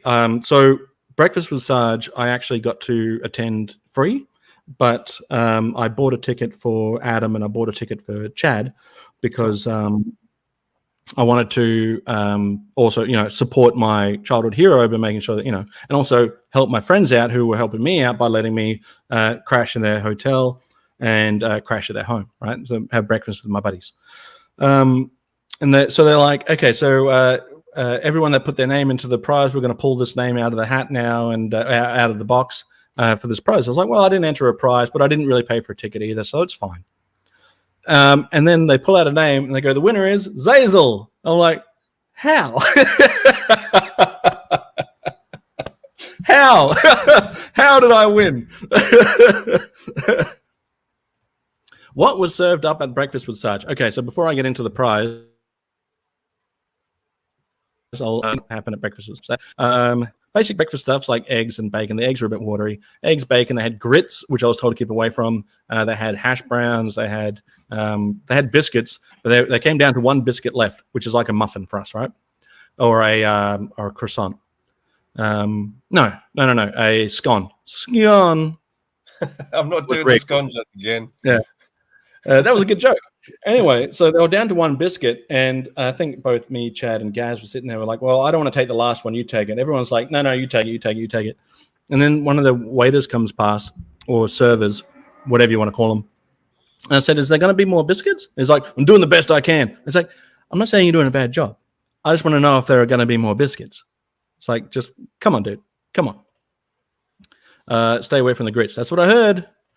We're getting okay. Now grits are good. Okay, I don't even know what grits are. Someone tell me what grits are. I've got no idea. I didn't have any anyhow. So does that answer your question? Basic breakfast stuff that you would expect. There's a bit of a difference between muffins and croissants. Yeah, I know. I messed up. So anywho, so they call out my name, and I'm like, what is going on here? Like, I've got no idea what's happening. I definitely haven't put my name on anything. And then they awarded me with. Did you enter the raffle while on that night that you were drinking? Just blanked out. maybe no. But here's another reason why we know it was rigged. And kayfabe, I won. But here's what I won. It is the Toy Fair rule breaker. The rule breaker.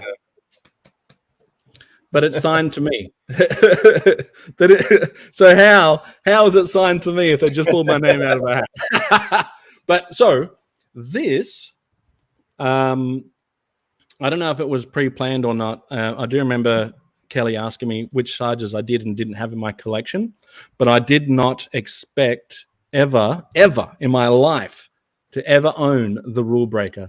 And so huge thank you to Sergeant Kelly for making this happen, even if it was in the most weird and surreal way possible. Because then I had to stand up and come over and collect it and then do a whole thing saying thank you and stuff, thinking like in the back of my mind, it's like, I know everyone here right now knows that this is rigged. Everyone here looking at me right now knows. Everyone knows. Well, I hope not. I hope it wasn't because I saw them in his garage. I hope not. So, I give a big speech about it. That count towards the 777. Oh yeah, absolutely. Yeah, absolutely. So I get up there and I start talking, and I just about break into tears, just with how emotional it was. And then being able to get this action figure as well, so I'm flooded with emotions. And then the cameras are on me, and I start to get a little bit nervous, a little bit emotional. And he starts talking about the channel and how people can tune into the channel. And I'm like, I need to go and sit down. I can't stand here. I can't stand here at Breakfast with Sarge and be the center of attention. I need to go and sit down and let him get back to stories about the Sarge and some of his history. And people loved hearing Sarge tell his stories. People had excellent questions. I think people may have expected me to put my hand up and ask a question, but I was like, no, I've had ample time. This is let other people have a question. And then one of them was, can you do the Pledge of Allegiance? And it was like everyone stood up and started reciting the Pledge of Allegiance, which was surreal, considering that's pretty much what turned him from heel to hero. I've got some. Oh, before I go, I've got some show and tell, which I'll do at the end, if you'll indulge me, Space Commander. But I just want to go through a few more photos. What was before this? Oh, yeah. Okay. So Casey from Podcast from the Pit, I got to meet him. Another genuine bloke. He sent me this photo because I wasn't taking photos because, but I appreciate other people that did. So it was great to hang out with you, buddy. Another very genuine, friendly individual. I also did get a T-shirt that one for me and one for Stephen from a podcast called. Oh, what is it called? What is it called? I'm going to have to go get it. Please hold the line. Hold on. Space Commander, you keep talking. I'll be right back. Keep talking. Just throw the show. Just throw the show in my lap, nice and hot. Okay, so let's have a quick look. This is the Z-Force tank. You'll see it's very similar to the. I think it was called the Mobat in GI Joe. Oh yeah. But we have a Z-Force exclusive version of Steeler here, different to the American version. He's from Greece. Anyway, back to the show. Okay. So both Steve from G.I. Joe Bag and I were gifted a shirt from the Chaplain's Assistant Motor Pod. Sorry, I couldn't remember all of that. Fixing the fight for freedom wherever there's trouble. So they gave us a couple of shirts. Chaplain's Assistant Motor Pod, thank you. I got a shirt from Gaz, which had Ace Hunter on it. Very cool. But yep. Another legend here in the middle. And then Will and Bjorn and Scuba Pete.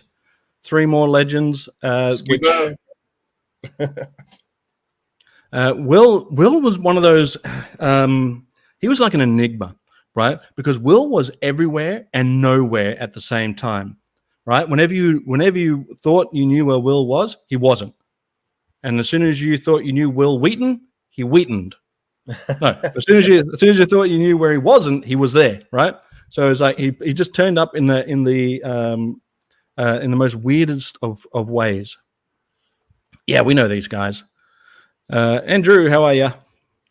But again, all good blokes, all very welcoming, and all good fun as well. Will knows how to drink, like he. Straight up knows how to drink. And Bjorn, I'm sorry if you got picked up late from the airport. That was definitely my digestive issues. My apologies. I really like the AF3 T-shirt that gentleman is wearing. That was one of the early, Palatoy Action Force vehicles of the AF3. Well, there you go. By coincidence, I'm sure, but it's still cool. Well, they were all very cool. And every time that we crossed paths, I made sure to have a quick chat and catch up and a hug. I was a hugger. I was a big hugger. Everyone got a hug. Next time I'm going to try and slow down and take it all in. Well, I mean, let me tell you, even because I slowed it down as much as I could, but even then it still went by so fast. Yeah, body doubles. Who's who? Who's who in this photo? Yeah, but everyone got a hug, and nobody pushed me away, which was great too, because you never know. You never know. This is a good point. We'll put up great content during Joefest. It was good to follow along, especially since I didn't do any of that. I didn't. Absolutely, buddy. As soon as some people I knew by name, some people I knew by face, but as soon as someone said this is who I am, I was like, oh, come in here, bring it in. And this isn't even everybody that I met. I wish I'd gotten, like, again, I say it, it's like I wish I'd gotten more photos, but all of this stuff is available for you to go and check out. So go and check out Wilhelm Toy and Hobby, and you can see all this cool stuff. Go and check out Hooded Cobra Commander, because there's a lot of cool stuff there to do with Joefest as well. Thanks to Marianne and Brian for doing that. Me and Adam, I think the only thing that I really did specifically was when we did the Sky Striker video. That was great. Yeah, hugging is fine, just no kissing. I did try. But thank you, Crash, for the $2. You're already generous. Your generosity knows no bounds. But you're already giving me a flag. You don't have to give me $2 on top of that, but I appreciate it. Thank you. And then, after this, we did. Now, let me tell you, before I go into some show and tell, we finally made it to a Walmart. I picked up at Joefest, I picked up a Honky Tonk Man, and they did have a $1 Million Man there too, but the $1 Million Man was like $45 or something stupid. And I was like, oh, yeah. I was tempted though. I was so tempted, but I was like, no, it's fine. I won't worry about it. But I tried to rationalize it in my mind. It's like, yeah, but if I get it from home, I got to pay for postage. Maybe it's just worth it to get it now. But in the end, I didn't do it. But then we went to Walmart, and they were just stacked. Look how happy I am. Look how happy I am to be just finding toys in a toy store, not at Joefest. And wearing a spectacular hat at the same time. Yeah, exactly. I don't know if it's the correct way to wear it, but that's how I wear it. And then we're off to Canada.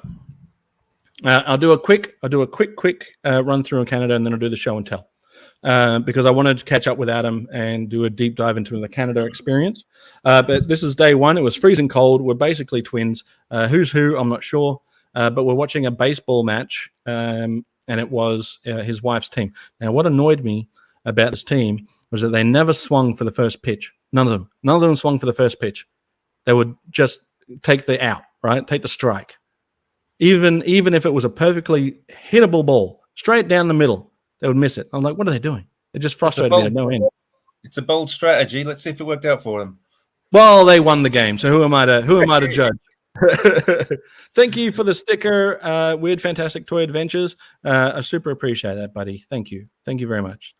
Lost your luggage? Yeah, I did. So that was another reason why I was not certain I should take the flag with me on the plane, because the Air Canada had lost my luggage. And I didn't get it back I didn't get it the first day. I don't even think I got it the second day. It might have been the second day at night, or it might have been the third day at night. Either way, I had to go and buy all new clothes and stuff. Oh, no. I forgot I could have claimed back. Oh, idiot. I had so much fun. I forgot to claim back the money I bought my clothes at. Anyway, so I have this at least. Then, yeah, my luggage finally showed up. Look how happy I am. Just as happy to be buying toys. Yeah, it's not cricket. We're taught not to swing at the first pitch. Oh, well, someone's going to have to explain that to me.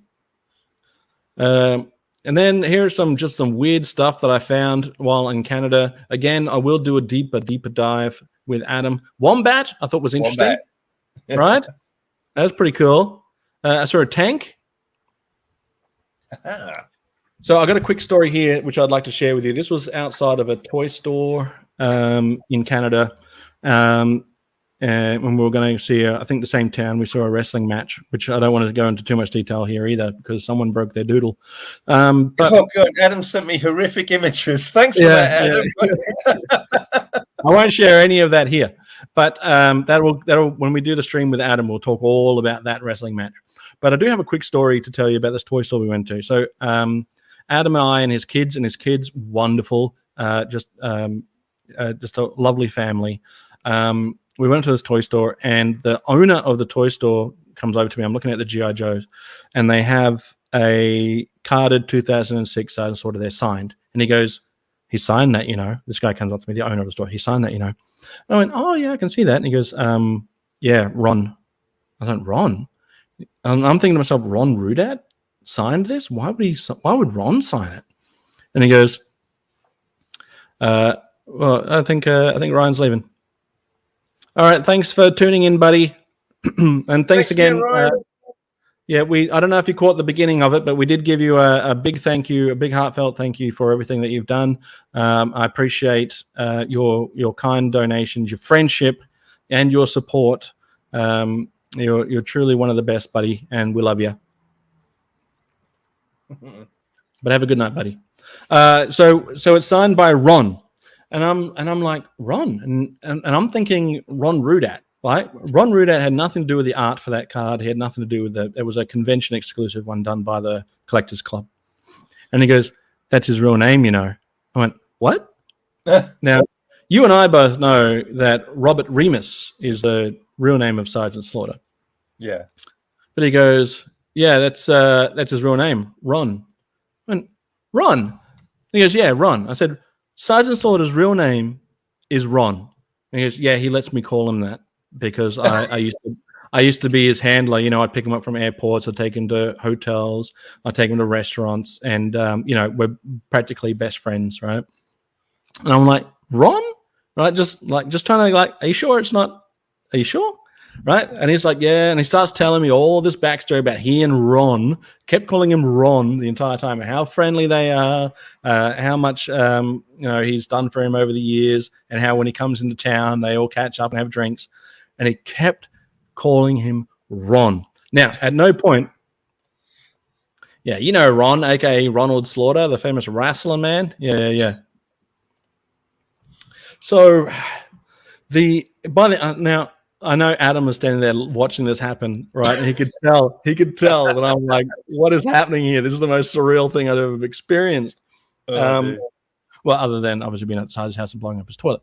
But then at the end of it, he's like, did you feel like you wanted to correct him? Adam's like saying to me, did you feel like you wanted to correct him? And I was like, no, I just couldn't. Like I wanted that experience to just exist. Right? Because if I say to him, hey, it's Rob Vegas is in the house. How are you, Rob? We were talking about you earlier. You missed it. Hey, Rob. But, thanks for tuning in.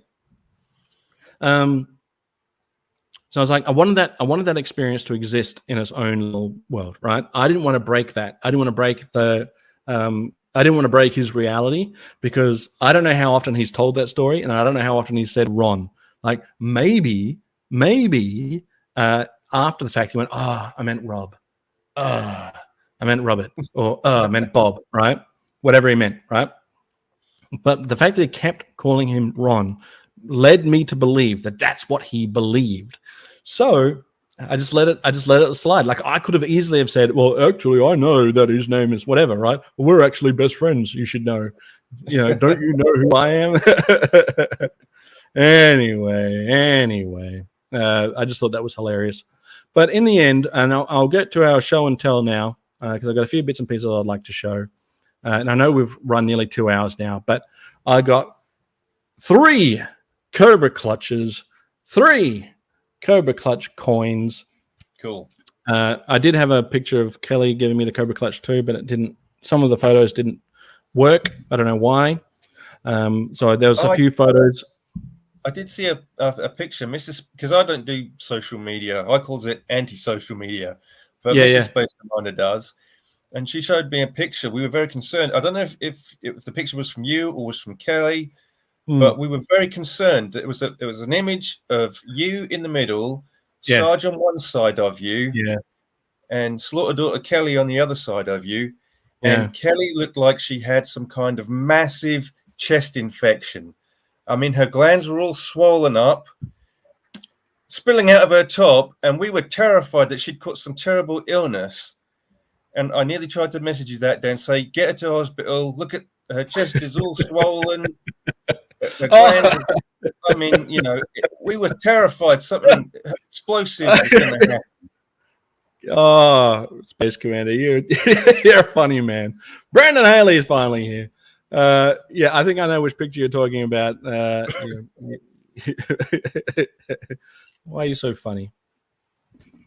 So I have a photo of her putting me in the Cobra clutch, and I also have a photo of the three of us together, but they didn't load. I'll see if I can just show them off of my phone. I don't know why they wouldn't load, but here is me tapping. It's not really going to work, but that's Kelly putting me into the Cobra clutch, and I'm tapping. I'm trying to tap out of it because she locks it in, dude. She locks it in. Like, she doesn't do it gentle. She full on locks it in. Trained from an early age. Yeah. And then, is that what you're talking about? Yeah, someone call an ambulance. Look. That can't be right. You numbskull. You numbskull. But that's one of my favorite photos. Look how happy I am just to be part of that. Who wouldn't be? Stop it. Stop it. Get some help. Anyway, so that was my trio of Cobra clutches from the Sarge over 3 days. Now I have some show and tell. If anyone cares enough to stick around for a little bit longer, I know it's been 2 hours, but I've got some cool stuff to show. Gaz and Kelly made this happen. Wow. Yo Joe Zazel. These are plates. Party plates, aren't they? That you used to be able to get from Toys R Us, apparently, because the Toys R Us sticker is on it. But the two of them made a deal to have this happen, and I super appreciate that. Thank you very much. Chad, this was gifted to me, which is the Hall of Fame version, and I appreciate that. I also have the only thing. Oh yeah, so this is what I got from that store. I got this guy from the store that said Ron Slaughter, and I got it basically just for that. You can't really tell, but there's a brown helmet there, quite like the green one that I use for Sarge. I'm literally just using it for the brown helmet to put on Sarge. How are you, Nolan? Oi, cool. I'm not saying that one. Stop it, guys. Stop it. Pull your head in. He picked up the napkin set. No, we can have a tea party. Now, at Joefest, I did pick up these boxing gloves for Mr. T. The only G.I. Joe... oh, yeah, wait. Don't and I give also me no got... back talk, sucker. Nice. Get up, fool. Quit your jibber jabber. Don't give me no back talk, sucker. I pity the fool. Nice. The only G.I. Joe that I picked up at Joefest was this guy. Which is the talking one. And right, cool. I don't really even know why I got it. I mean, I'm sure I'm going to use it for the SWC, but I got that. And then Gaz very kindly picked up a couple of these for you, so I'll send these your way. So those are for you. Oh, one of the funniest stories, though. This isn't the only thing. One of the funniest stories. I went to the Skeletron table. Yeah. And we're looking at it, and right in full earshot of the people working there, I go, oh, I need to pick up for Space Commander the Assassin Skeledrones, right? I got to pick some up. I said I would. I'm going to do it. Thanks, dude. Yeah. But guess what? Well. I didn't do it. However, as I'm standing there, oh yeah, I got Law because you're pals with Kirk. Yep, exactly. We're practically best buddies as well. So as we're standing there, a few shout outs to Spacey, in front of the Skeletron crew, Brennan saying, I was about halfway through the video of Zazel's interview, then arrived at work. Now I got a rerun on this one too. Well, that's all right, buddy. Work happens. Work sucks, I know. Anyway, so as I'm standing there about to make a purchase, Gaz goes in plain view and earshot of everyone working there. Oh, don't worry about it. I have one for you. So this comes from Gaz. Oh, thank you, Gaz. And so I turn to the guys working there and I go, sorry, guys, you just lost a sale. So Gaz also picked this one up for you too. So I'll send those along. Bless your heart. I should. Well, first of all, let me say thank you to Gaz. I forgive you for some of the things you said in the live stream earlier.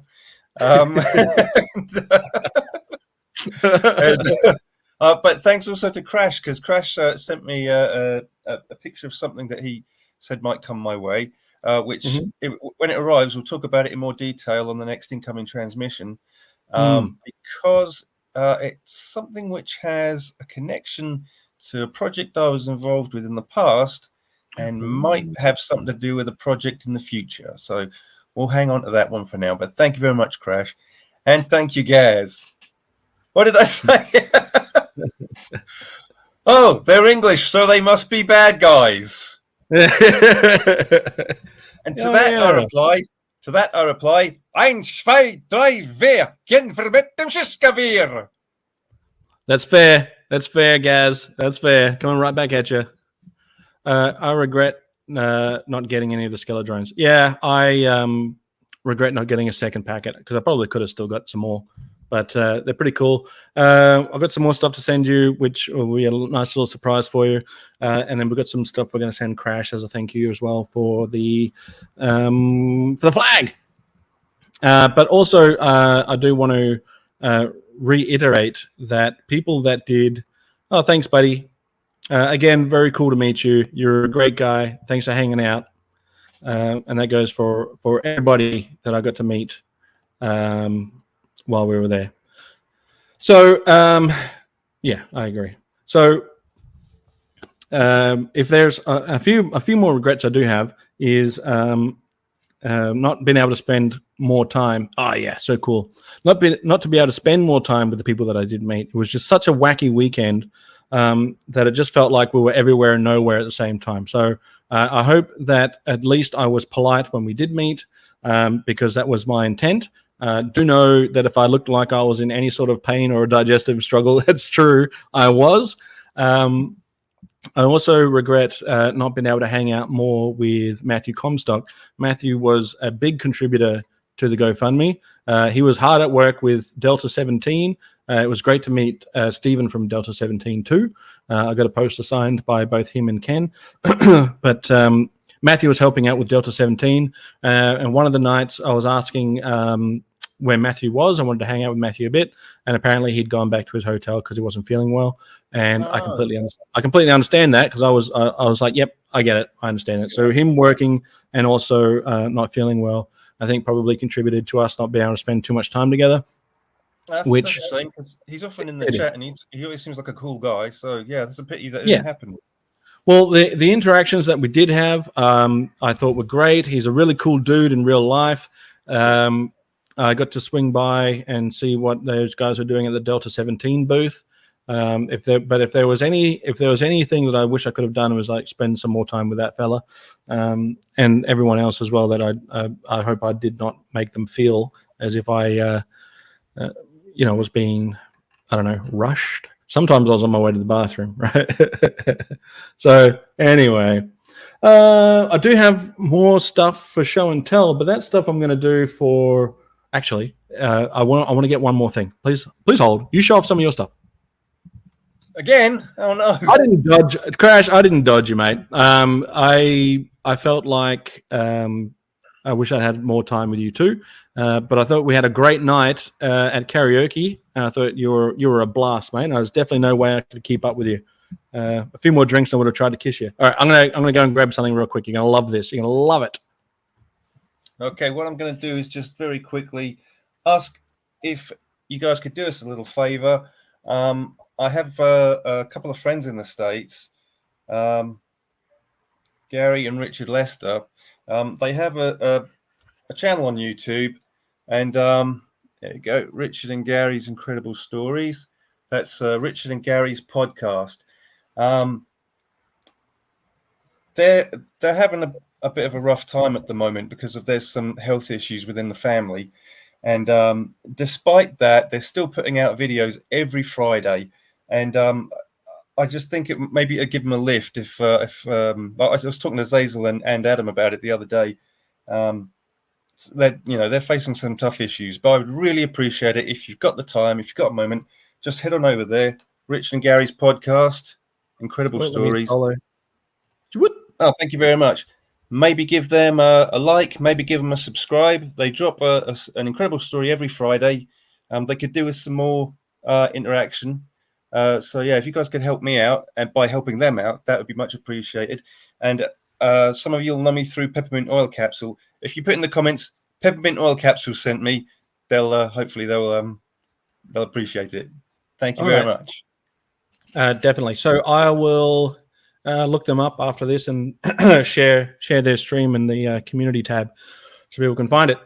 But yeah, I'll definitely check them out. If you recommend them, then they got to be good. So if you guys have gifted me something at Joefest and I didn't show it off today, don't fret. I've still got a suitcase full of stuff I haven't gone through, including a lot of Motu stuff. And I'm going to be doing a little video about all of those things to show my to show off your generosity and my appreciation. And one of those things that I'll do a bigger deep dive on, but I've got the images of the Slaughterhouse Wrestling Championship behind me. Thanks, Gaz. Thanks, Gaz. Appreciate it. Yeah, so hit that link and subscribe to that channel, and we'll do a little watch along. One of the things that Adam gave me that I was able to bring home is a brand new SWC scale wrestling ring. This one is huge. Huge. Check it out. Dude, we're definitely going to have to put that to good use. Yeah. So the only gift that you gave me was before Joefest. I got a cool wrestling figure, and I got to hang out with Rolf. That was another picture that wouldn't load. So a few pictures didn't load today. I'm not sure why. But as much as I tried 3 or 4 times to load them up into my image converter. Maybe it was the wrong style, but I'll show that picture now too. Then you've reminded me of it. Which is unfortunate because that one of Kelly giving me there's some of Adam Riches too. I need to shout out Adam Riches. So I got to see Adam Riches at Joefest. I'll show this photo. For some reason, this one wouldn't load for me, even though it loaded once before. Adam Riches did the art for the box for Sgt Slaughter, and he signed a image of that he did an illustration of Skymate. So yeah, that is so cool. Anyway, so he sweet ring. That's something I normally say to a man. I appreciate it. Yeah, so even though that photo I'd already used on Kelly's channel, it wouldn't load for me this time. But I want to shout him out because he's a great. You can see the pain in his face. Right, that he's selling it. You can tell. So I'll shout out all of these guys here too that are part of Sarge's crew. And that's Adam Rich's girlfriend there in the front. She was also very, very friendly, very polite, great to hang out with. Those two were the power couple of Joefest. Absolute legends. And then I'll scroll down. So here's another one that wouldn't load, but I'll show it now. That was me after getting locked out at Kelly's party. Very drunk there. Rescue me, help me, written across your forehead. Yeah, some of them. This one also didn't load, which I wanted to show was when we got Adam's Sky Striker. Cool. So check out that video if you haven't already. I wonder if it was. And this one didn't load, and I wanted to show you this one for sure. This was at the toy store. They had Robin there. It was super overpriced though. Yeah. Super overpriced, and it didn't have the boots or anything. So also this one didn't load. Again, I'm just sorry I'm showing them up on my phone, but that's Larry Hammer, who was also there. He's doing my signature move of pointing with the mouth open. That was me. I did that. We also had the Skeletor. Let's just don't worry about that one.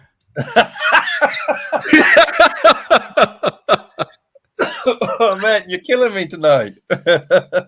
Here's another one I wanted to show. Sgt Slaughter signing my poster upside down because it's for Down Under. Right? So that was funny. This one wouldn't load. I don't know why, but you love that one. And I'll get to I'll scroll right down. There was one with me holding the title belt, the G.I. Joe title belt, which also wouldn't load, but I won't go into that one now. Fine. Here it is.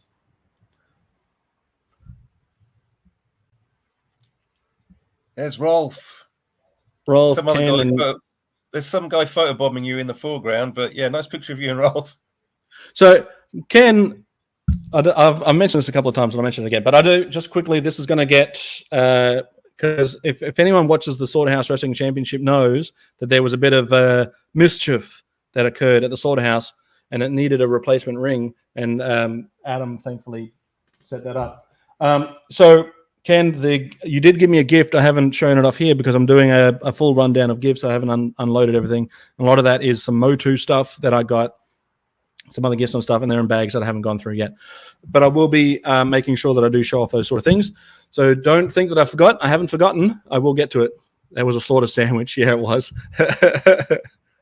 Yeah, it was. And it was super appreciated. What was I going with that? Are we done? We're good? I'm not sure. Was there anything else that you have got unpacked that you want to show? No, you show off what you've got. Okay. Well, I'll quick before I show off my latest acquisitions, I'll just quickly mention is that cool Total Action Force, the Battle Years book. Oh yeah. I showed you this before, but there's a reason I'm showing it again. Brian Hickey up here. He's writing the book.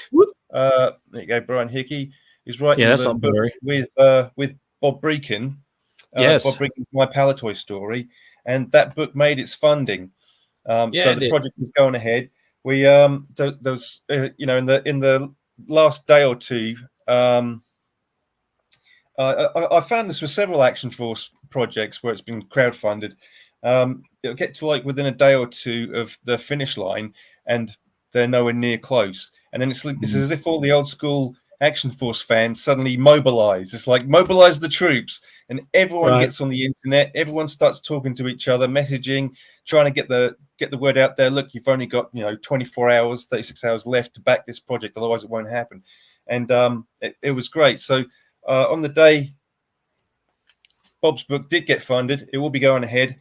And I think he at the time it funded, he was on Ken's channel, and straight after he was on Action Pop Dad's channel with Nick, and I was in the chat for both of those, sort of like raving about what a great job everyone had done.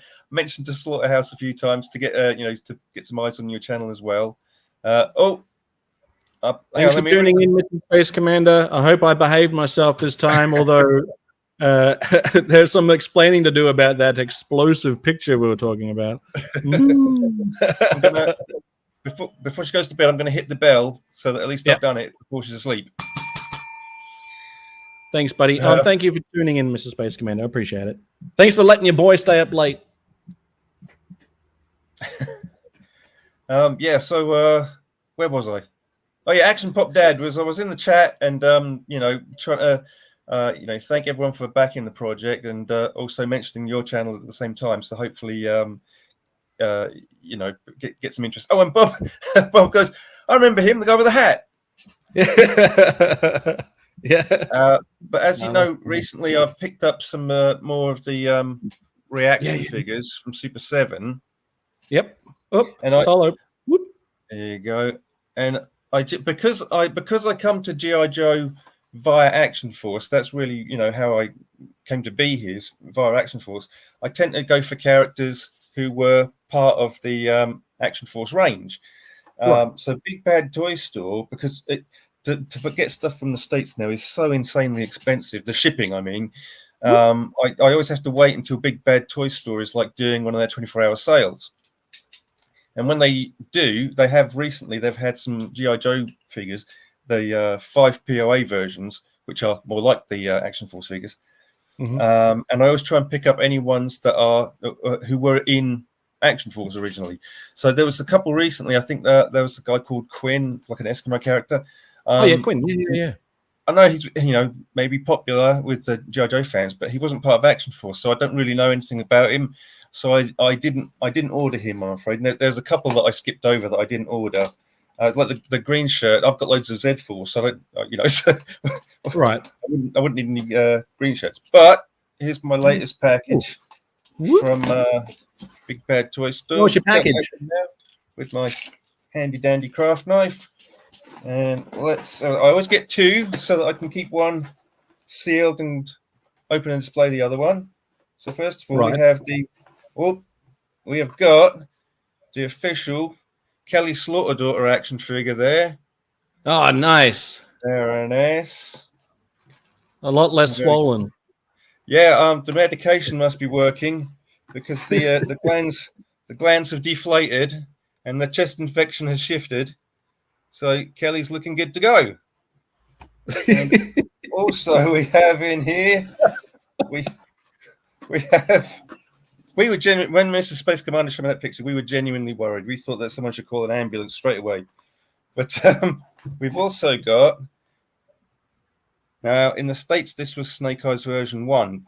But growing up as I did in the UK, we didn't get this version of Snake Eyes. This character was Stalker. He was a member of the SAS, Ragnar Ragnarsson. And the version of Snake Eyes we did get, I believe in the States, was the version 2 figure, but to us it was version 1. And this guy was Stalker. So now I've got a nice 5 POA Stalker. So that's my show and tell for this week. So I will say that when G.I. Joe fans... I mean, the price of reaction figures are, they're a bit crazy. But when G.I. Joe fans go, you know what, I don't like the reaction figures because they're 5 POA and they don't have all the articulation I'm used to from a G.I. Joe. But I think that where they really find their stride is with the Action Force fans, because that's what they grew up with, and it was to be able to have those figures that came to you guys as the bendies, to be able to now get them in 5 POA form is perfect. Especially Red Laser, I love that figure. Yeah, I have him right here. Yeah, so as I always say, I have never needed more than 5 POA. I should get that on a T-shirt. We should do some merch on this channel. Let's do something. So yeah, that's a perfect example of doing 5 POA right. It's bringing fans of Action Force, Palitoy Action Force, giving them those action figures in the way that they were originally designed. Yeah, but I understand. It's all different from what you grew up with. If you were used to the bendy figures, that's fine. That's what you're going to gravitate towards. Some people prefer 6-inch figures with all that multi-articulation. But when I think of action figures, I'm thinking of 3 3/4 inch, 5 POA, preferably with a yellow hat. Exactly. That was one of the reasons why I took the yellow hat instead of the action figure with me, because I didn't want to lose Space Commander's hat, but Space Commander with the hat is the iconic look. So I was like, I'll just wear the hat, and that'll be my Commander. I'll be the cadet. I couldn't be Space Commander. I'm happy to be a cadet and rep. But as I showed earlier, where is it? I wasn't the only one repping. It's here somewhere. There it is. Oop, oop, oop. Yeah. There, see? Wasn't the only one repping. But before we close off on the Joefest conversation, like I said, tune in for future episodes where we'll be talking about the Savage Race with Kelly, and tune in where we'll be talking a little bit more of a deep dive on our Canadian trip and the wrestling match that we saw over with Adam from GoFigure. But I do want to say, stomach. You need a you strong will. stomach to look at That's why I didn't really. Something went badly wrong. Well, actually, so that reminds me, the Canadian trip. As soon as I left Joefest and entered Canada, my digestive issues were no more. It lasted that long and then disappeared as soon as I hit Canadian soil. But we'll go into that on another conversation and do a deep dive on there, because that was a fun time too. And being able to take part in a video with Adam to do with the Sky Striker was great. We got a little bit more detail to go into there, so we will do that. I'll also do an appreciation video showing off some of the gifts that I got, and there you go. Yeah. Chase, another legend. So I will go back and circle back around to some of this stuff, and some of the stuff in a bit more finer detail. If I met you at Joefest and I didn't give you a hug, it wasn't me. It was somebody else, because I definitely did. Oh, thanks, buddy. I appreciate it. And thank you for sharing your incredible big adventure. I appreciate it, buddy. You were part of it. You were a part of that adventure, and I appreciated it. Everyone was super friendly. And so, like I said at the top of the channel, I wanted to give all my thank yous at the top of the channel, and then as the show went. But I will give my thank yous again, because I think it's important. Everyone that subscribed to this channel and watches the stuff, thank you. Everyone that's a Patreon member and supports this channel financially, thank you. Everyone that is a channel member and financially supports this channel, thank you. Those that contributed to the GoFundMe, no matter how large or small that donation, it all went towards making this dream come true, and I thank you. The people that let me crash with them, like Kelly and Adam and the family of both Kelly and Adam and Sarge and Chad, again, I thank you. To everybody that came and met me and were polite and friendly, I thank you for that. Thank you to everybody that made this happen, including you, Space Commander. Thank you for that too. Oh. So I want to. I think it was a big adventure. It was an adventure of a lifetime, and to be able to spend that much time in close proximity with so many people. It just felt like it was unreal, but I'm glad that it was real, and it will never ever ever go unappreciated. So everyone that was a part of that, thank you very very very much. So yeah, thank you. Thumb kisses and salutes. Yeah, and thanks Space Commander too, because you were a big driving force to make this happen too. And thanks to Mr. Space Commander for having to hear the ding ding dings. Shh. But yeah, anyway, that's all I'll say on that for now. If for some reason I missed you, I hope not, because I felt like I thought I did. TJC, you'll get more than that soon, I'm sure of it. Don't forget to check out Cobra Convergence 7. Go to Hooded Cobra Commander, I think it's hcc788.com, and you can see the full rundown. And Alberto, how are you, buddy? Check out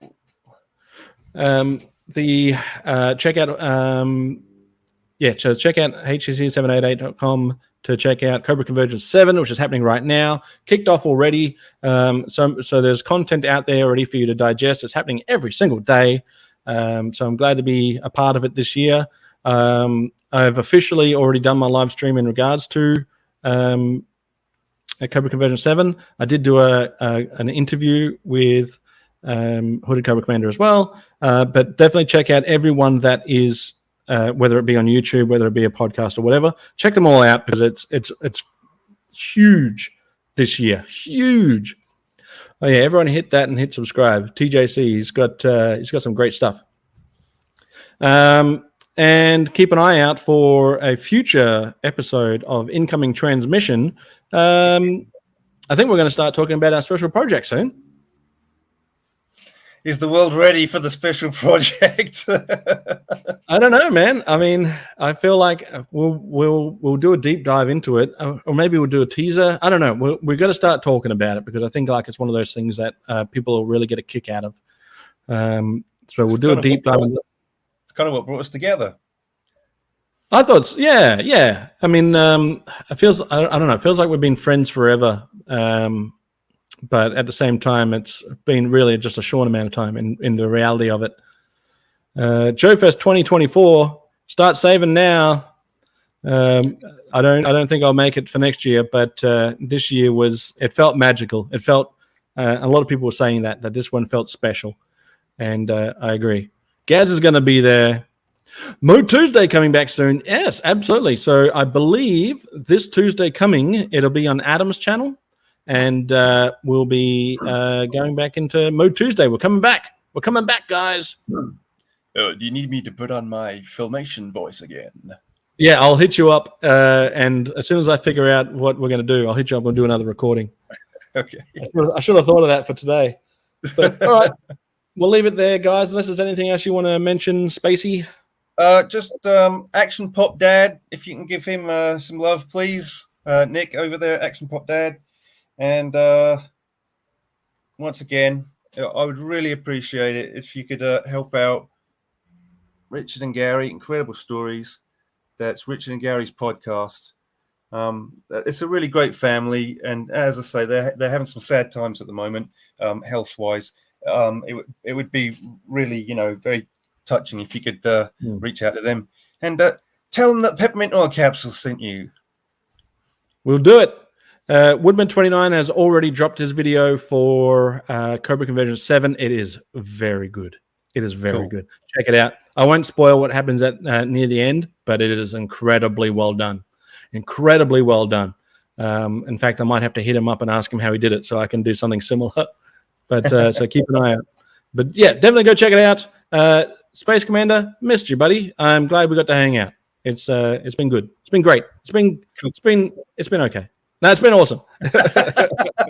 Yeah, all right, All right, what are we going to play as the outro? What do you want to see? Whatever you got, mate, it's cool. Except for that video you made in Hoopers. Don't want to see that. Okay. All right, let's go. We'll go the old Space Commander outro, the quick one though, not the long funeral one. All right, thanks everybody. I want to thank everyone for being here. It's been a long one, but we'll see you on the next video. Don't forget to check out all the links. Thank you to Chat Champion Classified for throwing in those links for us at the end there too. Always does a stellar job. Thank you. If you missed the start, go back and watch the start. Yeah, go back and watch the start. But doing a shout out Classified for that too. Always super helpful and a great friend. Okay, here we go. Goodbye.